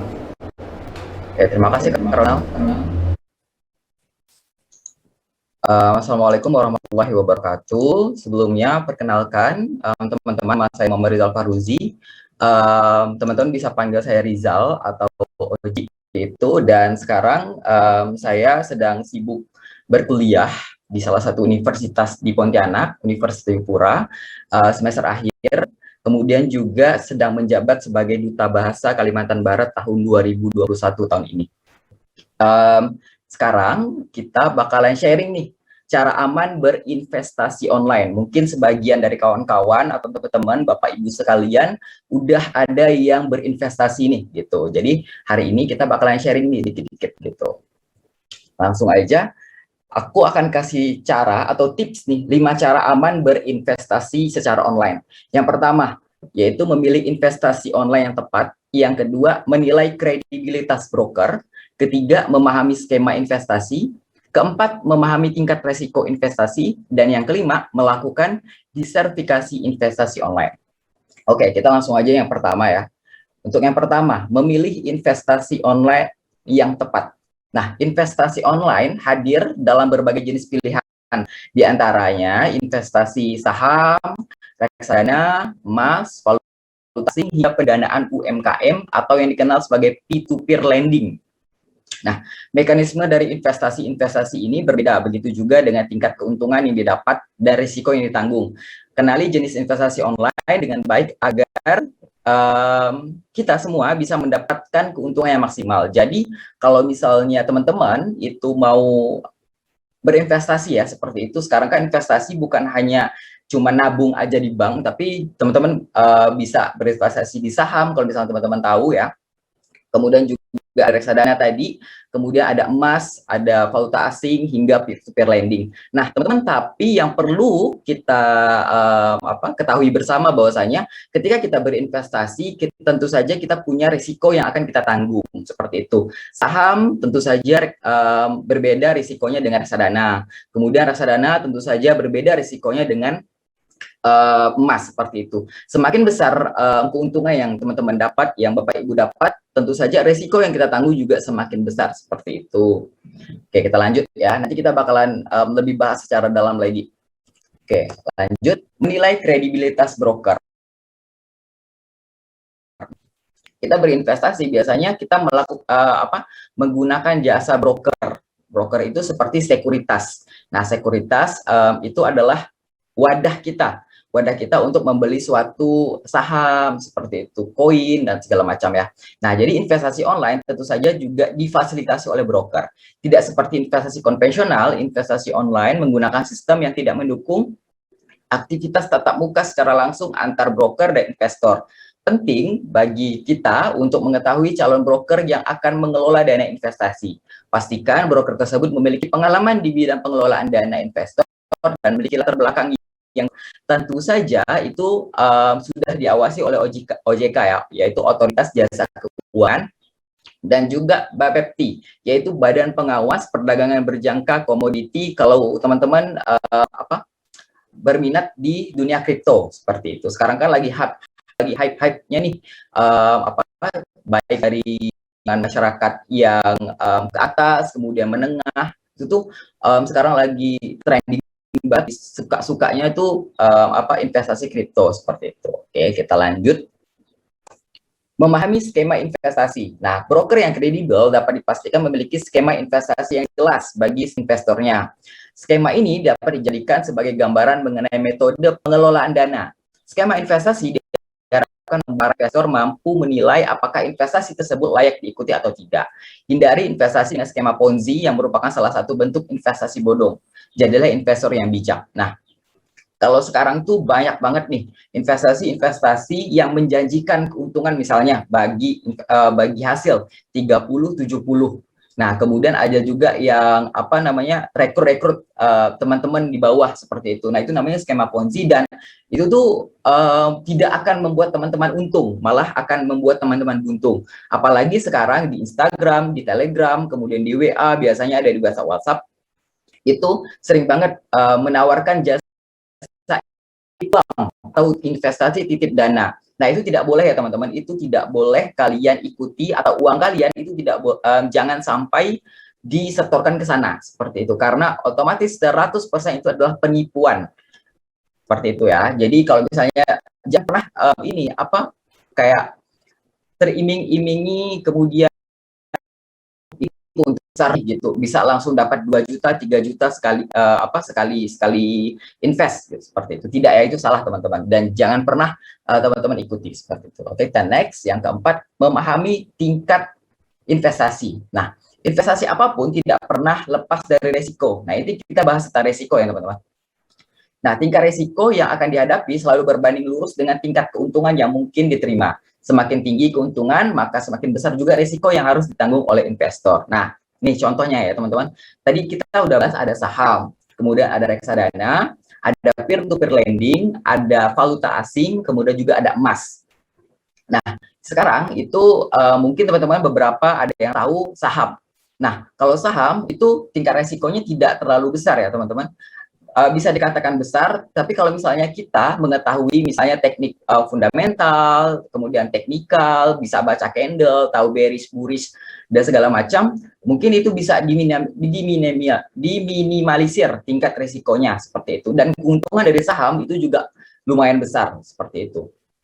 Nanti ya, di akhir saya akan kasih contoh. Kemudian juga reksadana. Nah, reksadana ini kurang lebih sama dengan deposito, teman-teman. Jadi, uang teman-teman itu bakalan diputarkan lagi oleh si pengelola investasi, seperti itu. Kalau teman-teman pengen nyimpan uangnya, tapi kayaknya nggak tahu deh mau nyimpan kemana, terus mau dapat suku bunga yang besar. Nah, itu teman-teman bisa simpan di reksadana. Nah, reksadana juga ada berbagai macam, misalnya reksadana pasar uang, reksadana pendapatan tetap, reksadana saham, seperti itu. Oke, kita lanjut yang terakhir. Melakukan disertifikasi investasi online. Nah, berinvestasi di satu jenis produk investasi online sangat tidak disarankan karena resiko dan kerugian diterima akan menjadi besar. Jika kita melakukan disertifikasi pada investasi online, saat nilai investasi saat produk turun, ada kemungkinan nilai investasi dari produk lainnya naik, sehingga kerugian yang kita tanggung tidak sebesar gabung pada satu jenis investasi online saja. Nah, jadi misalnya, teman-teman mau berinvestasi nih, tapi cuma maunya di saham doang nih, yang di lain enggak deh, nanti dulu deh gitu, bla bla bla segala macam.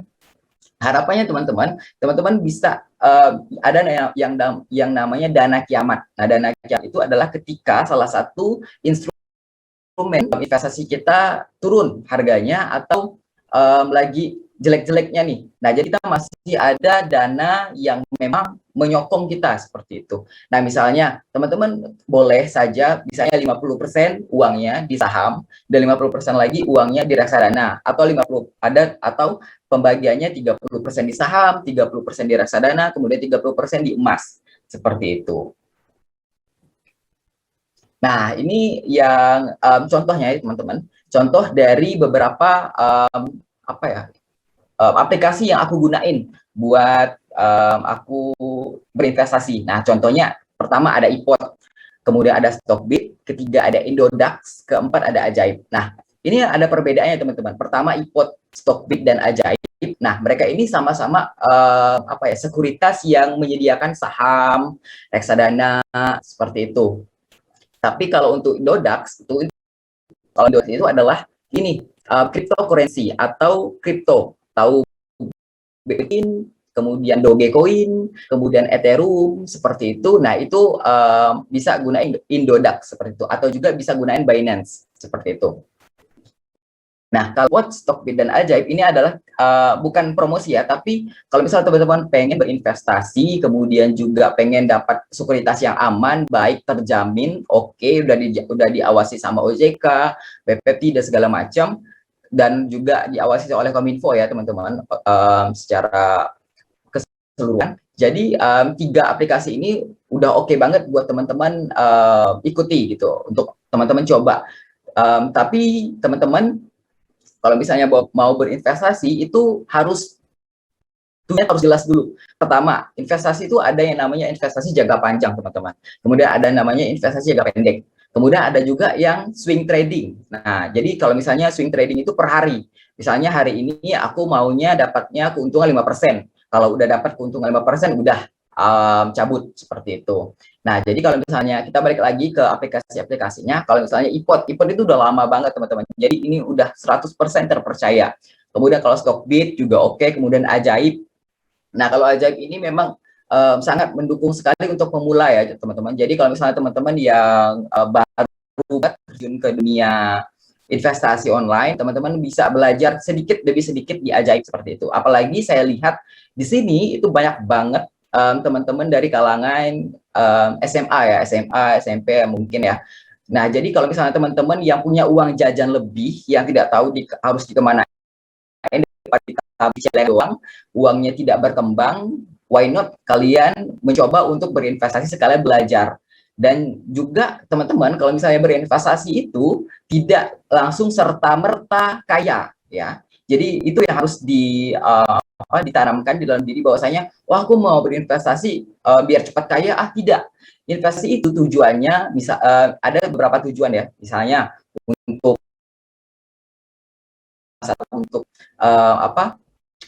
tunjangan pendidikan seperti itu. Misalnya teman-teman pengen investasi, nanti buat S2 nih kayak aku sekarang gitu. Nah, ini ada contoh teman-teman saham itu teman-teman bisa lihat ya dari screen sharing. Itu ada saham BBNI, itu ada dari Bank BNI, kemudian ada BJTM dari Bank Jawa Timur ya. Kemudian ada BBCA itu dari Bank BCA, Bank Sentral Asia, kemudian ada Telkom, BBRI, Piges, kemudian ada Antam. Nah, teman-teman di potensial PNL itu yang tengah ya. Kemudian kan di sini ada BJTM segala macam. Nah, yang di tengah itu adalah keuntungan yang kita dapat, teman-teman, dari hasil berapa banyak kita berinvestasi seperti itu. Nah, misalnya aku di BJTM invest sekali sekian juta seperti itu. Kemudian aku udah dapat keuntungan 16,3%. Nah, otomatis aku dapat Rp444.000 sekian seperti itu. Nah, begitu juga yang paling besar itu aku dapat di Antam seperti itu, di saham Antam di Rp947.000 sekian, dengan gainnya itu dapat 86,46% seperti itu. Tapi apakah kalau berinvestasi ini selalu untung? Nah, makanya tadi ada keuntungan, ada juga resiko. Nah, resikonya adalah itu yang merah-merah itu adalah loss-nya, teman-teman. Loss itu bukan berarti kalah ya, tapi kerugian yang kita dapat. Kerugian ini kalau misalnya kita hold itu artinya kita tahan sampai dengan dia kembali naik lagi nilai sahamnya, maka kita otomatis akan mendapatkan keuntungan, teman-teman, seperti itu. Makanya kalau misalnya teman-teman mau berinvestasi, hal pertama yang harus teman-teman lakukan adalah belajar dulu secara keseluruhan, pahami dulu resikonya, kemudian juga goals-nya teman-teman, apakah memang mau disimpan sampai dengan sekian tahun, ataukah memang hanya mau per bulan atau per hari seperti itu. Nah, kemudian untuk di cryptocurrency, teman-teman, aku juga ada beberapa di Bitcoin. Nah, itu ada tulisan sell yang warna merah dan buy di tulisan warna hijau. Nah, itu aku jual dan juga aku beli. Jadi kalau misalnya di BTC itu aku biasanya per bulan, teman-teman. Biasanya kalau misalnya aku belinya di harga, misalnya ada di sini aku beli di harga 255 juta. 255 juta dengan sekian-sekian aku belinya, total BTC yang aku dapat. Nah, ketika dia naik, candle-nya naik atau harga dari BTC itu naik, aku jual. Karena aku punya target, misalnya aku maunya 10% nih aku dapat dari hasil beli BTC-nya gitu. Jadi kalau udah ya aku jual kayak gitu, teman-teman. Nah, mungkin itu aja sih yang bisa aku sharing ke teman-teman terkait investasi online. Jadi kalau misalnya teman-teman ada pertanyaan, kemudian mau sharing lagi secara mendalam, teman-teman boleh hubungi aku, atau nanti kita akan ada sharing di sesi Q&A gitu. Terima kasih Kak, aku kembaliin ke Kak moderator ya. Baik, terima kasih sekali Kak Ulil untuk sharingnya hari ini. Cek Kak Rizal. Ya, terima kasih sekali untuk sharingnya hari ini. Dan tentunya tadi sudah disampaikan ya bahwa kalau misalnya untuk teman-teman yang ada pertanyaan nanti bisa ketemu dengan Kak Rizal lagi di Q&A karena sudah ada hadiah yang kami siapkan, ada total Rp1.000.000 ya. Dan tentu saja nanti kita akan coba untuk Kak Rizal bisa membantu pertanyaan-pertanyaan dari teman-teman yang ada di Kepang. Terima kasih sekali Kak Rizal untuk sharingnya. Dan kali ini kita akan segera masuk ke sesi Q&A untuk narasumber kita yang pertama kali ini kepada Dr. Mahfud. Kita sudah ada beberapa pertanyaan dan kali kita coba untuk pertanyaan pertama ini datang dari Jack Pratama kepada Dr. Mahfud. Bagaimana kita sebagai orang tua menyikapi anak yang kecanduan game sampai lupa waktu, bahkan mendapatkan pengaruh negatif di mana anak ada kata-kata yang kurang sopan. Nah, mana Dr. Mahfud untuk menyikapi pertanyaan ini dari Jack Pratama, kami persilakan. Baik, terima kasih Mas Jack. Bagaimana? Ini saya simpulkan di sini Pak Ronald, beberapa langsung saya jawab semuanya atau menunggu dari Pak Ronald bertanya kepada saya? Baik, yang tadi kami tanyakan dari yang Jack Pratama terlebih dahulu untuk dapat dijawab, kami persilakan. Satu-satu berarti ya. Baik. Ya. Jadi hanya berarti bagaimana tadi? Baik, untuk sesi Q&A Mohon ini diulang, Pak. Baik. Jadi untuk sesi Q&A memang hanya bisa beberapa pertanyaan yang dapat diajukan kepada narasumber, dan ini setelah terpilih dari tim panitia dan menurut tim bahwa pertanyaan ini sudah mewakili dari seluruh pertanyaan yang masuk. Jadi mohon untuk dijawab dulu untuk yang Jack Pratama. Bagaimana kita sebagai orang tua menyikapi anak yang kecanduan game online sampai lupa waktu, bahkan mendapat pengaruh negatif di mana anak jadi belajar kata-kata yang kurang sopan. Silakan Dr. Mahfud. Baik, terima kasih. Terima kasih Pak. Mohon maaf, berarti teman-teman yang tidak bisa saya jawab semuanya karena sudah jadi tata aturan kita semuanya ya.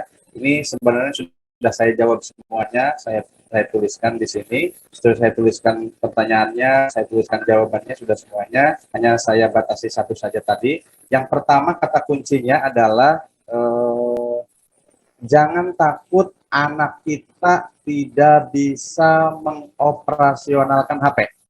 Nah, ya. Anak kita ajarin bagaimana ngetik HP, bagaimana ngetik HP, udah pandai dia. Nggak usah diajarin. Jadi kita sebagai orang tua jangan takut kalau anak misal belum dapat HP, belum punya HP, kemudian dibilang tertinggal, kemudian dibilang dia anak kampung, ketinggalan zaman. Jangan takut. Nggak usah diajarin, anak tersebut bakal bisa menggunakan HP. Itu yang pertama. Yang kedua, karena ini perkembangan hari ini adalah trennya digitalisasi dan teknologisasi, kita setidaknya memberikan toleransi dong kepada kita. Hanya ada syarat.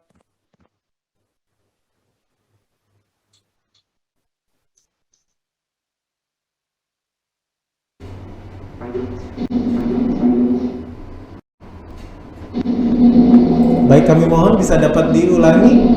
Baik, kami Dr. Mahfud dapat diulangi. Dr. Mahfud.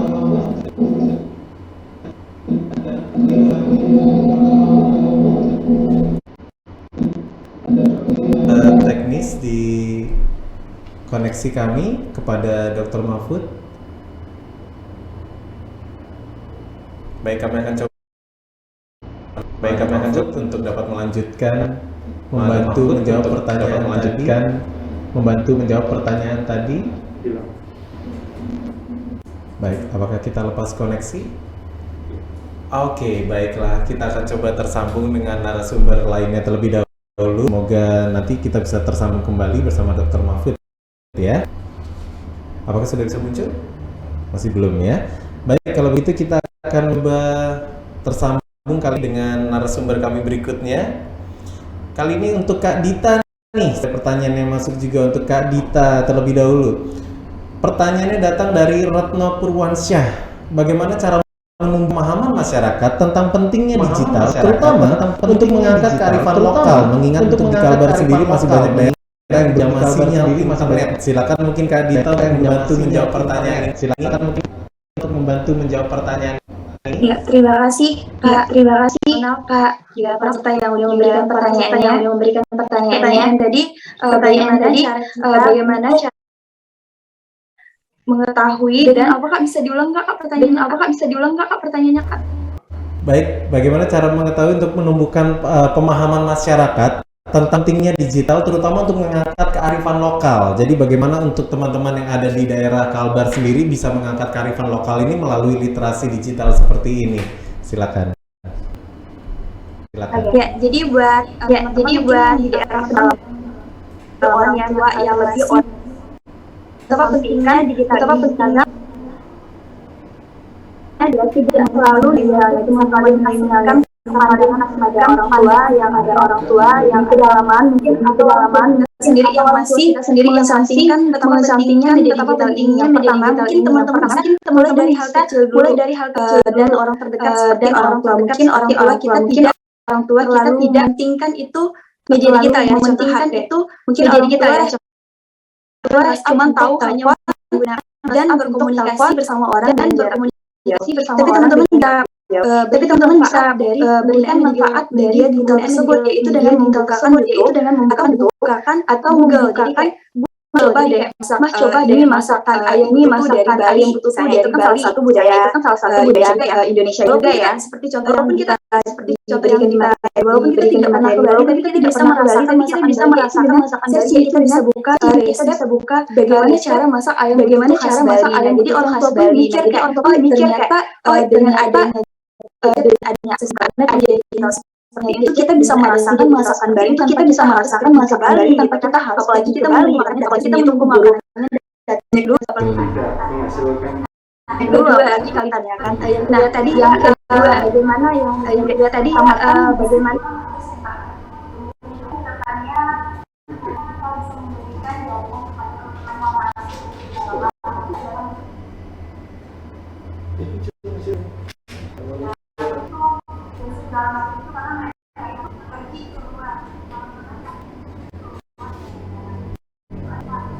Baik.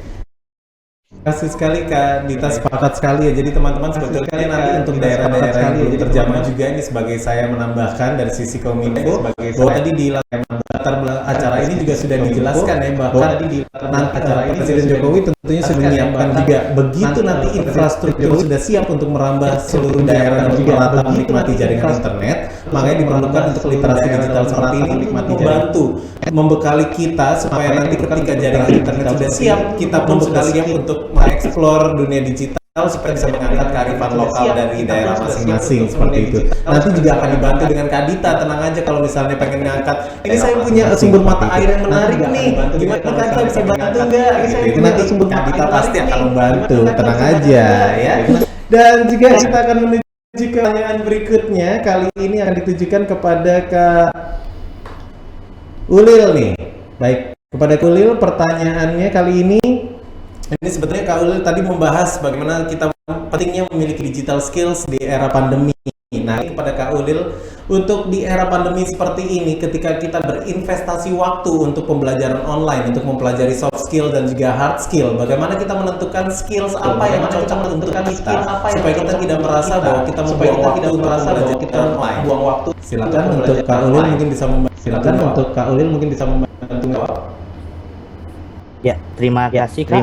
Jadi gini, selama pandemi ini kita terus zoom. Yang pertanyaan tadi, bagaimana yang cocok yang ditanyakan tadi itu pertanyaan. Bagaimana kita kembali lagi ke fashion kita kan itu pertanyaannya. Seperti saya lagi ke fashion kita. Saya senang dalam dunia programming. Saya senang dalam programming. Saya gamer dalam dunia. Ketika ada Zoom programmer, ketika ada zooming atau programming, saya akan programming. Kalau tentang masalah sosial dan lalu tentang masalah berarti ini hanya tergantung masalah di mana. Hati kalian di mana. Dan lihat juga trending yang akan terjadi. Dan lihat juga trending yang akan terjadi. Kita harus bisa memanfaatkan ini. Kita harus bisa memanfaatkan tren yang benar-benar akan terjadi di masa depan. Tren yang benar-benar copywriting terjadi di masa depan menjadi tren. Silahkan jika ada kelas copywriting akan menjadi tren. Kalian ikut, silahkan jangan ini adalah sebuah kalian ikut peluang. Jangan kembali lagi ke fashion. Mas ini adalah sebuah itu saja. Kembali lagi. Dan tentu saja kalau misalnya untuk pembelajaran online itu sebetulnya kita jangan merasa bahwa kita buang waktu untuk berinvestasi pembelajaran online ya, karena berarti memang kita temukan kita ini apa kekuatan kita gitu ya. Kemudian juga kita lanjutkan untuk menikmati proses belajarnya, karena Albert Einstein pun nggak langsung pintar dari awal karena dia juga meluangkan waktu untuk belajar gitu kan. Terima kasih sekali karena untuk mengingatkan bahwa tidak ada yang instan di dunia ini kan. Bahkan mie instan pun ditemukan masih harus dimasak dulu baru bisa dinikmati, nggak bisa kan dimakan sama bungkusnya. Iya kan? Benar. Terima kasih sekali Kak Ulil sudah membantu menjawab dengan sekali. Nah, kali ini kita akan menuju ke pertanyaan selanjutnya yang ditujukan kepada Kak Rizal nih. Ini pertanyaannya, bagaimana mengetahui aplikasi dan juga website abal-abal yang mirip sekali dengan aplikasi dan website resminya sampai banyak warganet yang tertipu dan juga data pribadi dicuri oleh pihak yang tak bertanggung jawab. Ini juga saya kemarin menemukan data pribadi contoh kasus nih Kak Rizal, bahwa ada beberapa website yang ternyata cloningan. Contoh misalnya ketika kita sedang search untuk berita ini hoax atau tidak, ketika kita cek di CNN misalnya CNN.com atau CNN.com, ternyata N-nya 2 atau misalnya N-nya tidak, jadi CNN.com ternyata N-nya 2 SIA.com atau .co.id, bahkan ada yang my.id kayak gitu-gitu. Itu bagaimana kita bisa tahu website ini akurat gitu. Jadi izin menjawab ya. Terima kasih buat Kak Ronald.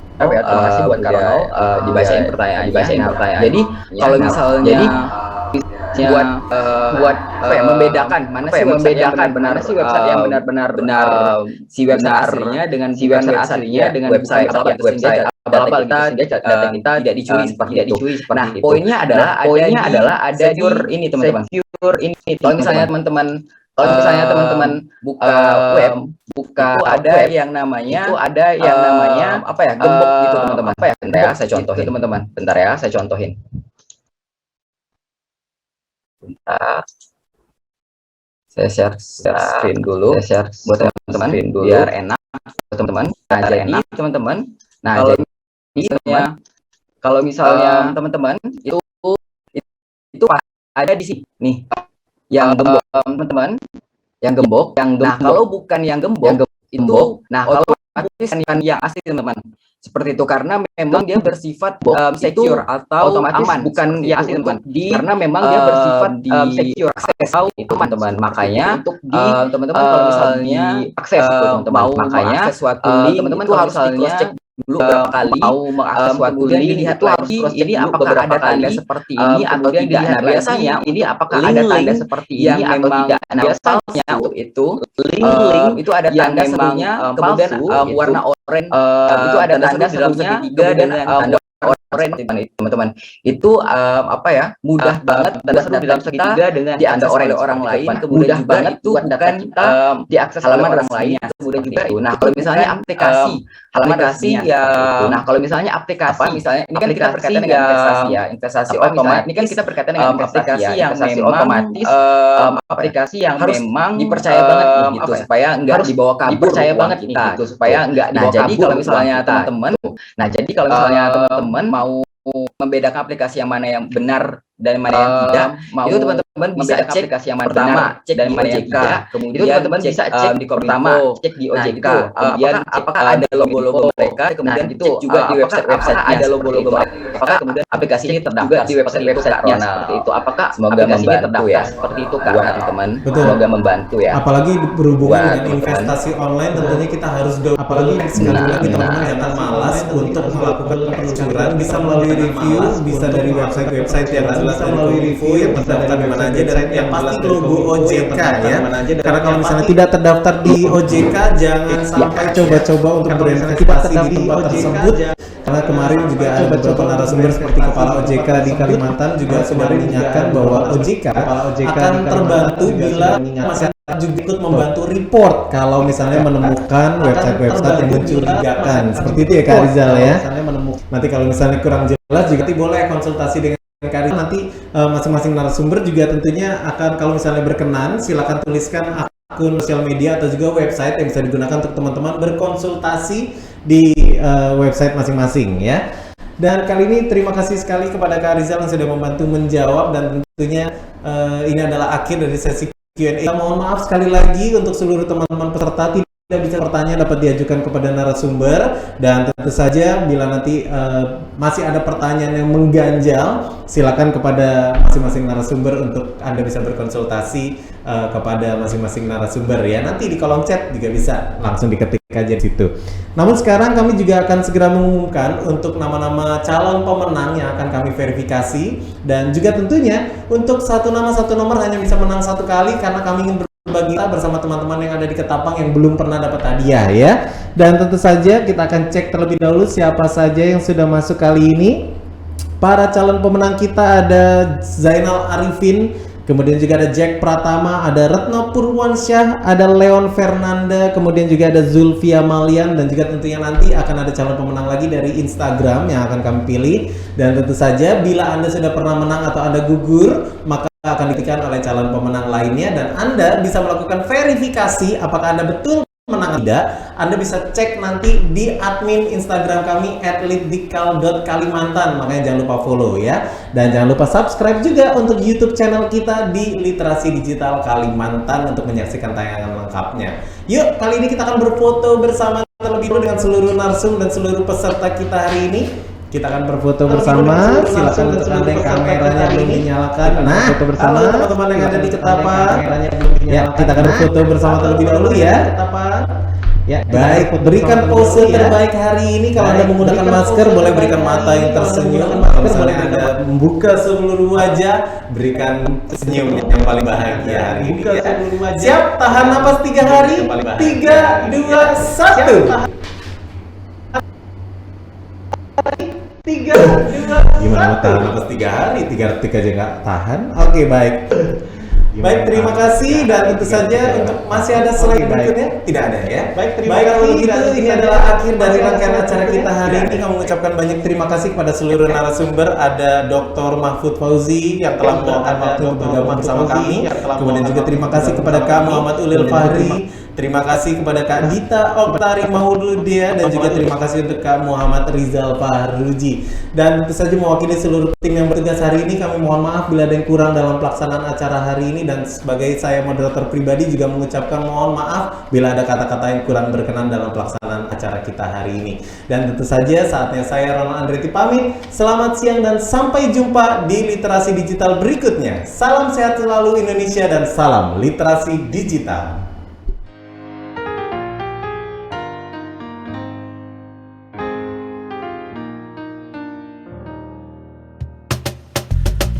Tolong aku melolong, baca sosmed bikin aku bengong. Banyak berita isinya bohong, bikin orang jadi saling menggonggong. Seperti ada niat sebar kebencian, tanpa peduli akan ada kerugian. Seperti dapat munculnya permusuhan karena tertipu jadi curigaan. Gue pernah baca hoax di sosmed yang jadi merugikan tukang trompet. Katanya trompet bisa bikin kanker, trompet sih cuma bisa bikin bibir doer. Sylvester Stallone dibilang mati, Brad Pitt juga dibilang mati, Mr. Bean, Jackie Chan juga dibilang mati. Seneng banget doain orang mati. Harusnya ada etikanya bermain sosial media. Tak bisa asal mengirim tanpa dipikirin, bisa fatal akibatnya.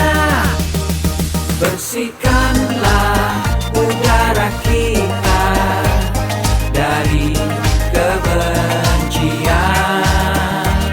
Sebarkan saja cintamu untuk Indonesia. Wahai kepada pengguna sosmed, mari bersatu sampai lengket. Jagalah persatuan, jangan lobet. Hati-hati banyak tukang copet. Hey, jangan sampai salah posting, bisa bikin orang jadi pusing. Cek dulu itu penting, jangan jadi cepat terpancing. Gue pernah takut salah minum, karena bahaya buat tulang sumsum. Hampir semua merek disebutkan, gara-gara itu gue kehausan. Gue tertipu isu PKI, katanya jutaan sudah dipersenjatai. Akibatnya gue keluar biaya, bikin persembunyian bawah tanah. Harusnya ada etikanya bermain sosial media. Tak bisa asal mengirim tanpa dipikirin, bisa fatal akibatnya. Bersihkanlah udara kita dari kebencian. Sebarkan saja cintamu untuk Indonesia. Bersihkanlah udara kita dari kebencian. Sebarkan saja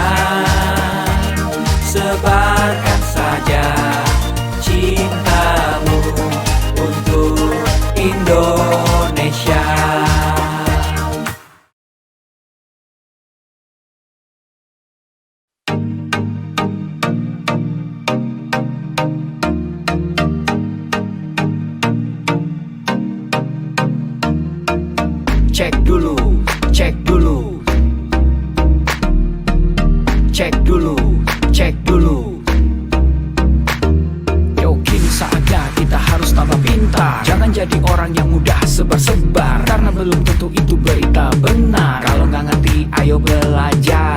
Mulailah curiga jika sudah suruh-suruh. Sebarkanlah, hey, tunggu dulu. Periksalah kalimat, kok banyak tanda seru. Banyak huruf besar mata gue jadi ngilu. Coba dicari beritanya dulu. Mendingan begitu daripada keliru. Apa untungnya sebar kabar palsu, daripada nanti kamu yang malu. Cek dulu, daripada nanti kamu yang malu. Cek dulu, siapa tahu hoax. Yup. Hello,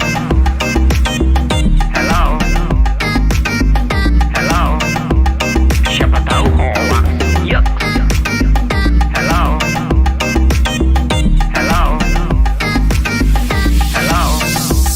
siapa tahu hoax. Hoax itu konten yang negatif, tujuannya itu ya provokatif. Paling cocok buat orang yang sensitif. Kalau ke gue ya gak efektif, tapi semua suka yang positif. Misalnya video yang inspiratif, meme yang lucu, itu juga sip. Positif, kreatif, dan produktif. Coba dicari beritanya dulu. Mendingan begitu daripada keliru. Apa untungnya sebar kabar palsu, daripada nanti kamu yang malu. Cek dulu, daripada nanti kamu yang malu. Cek dulu,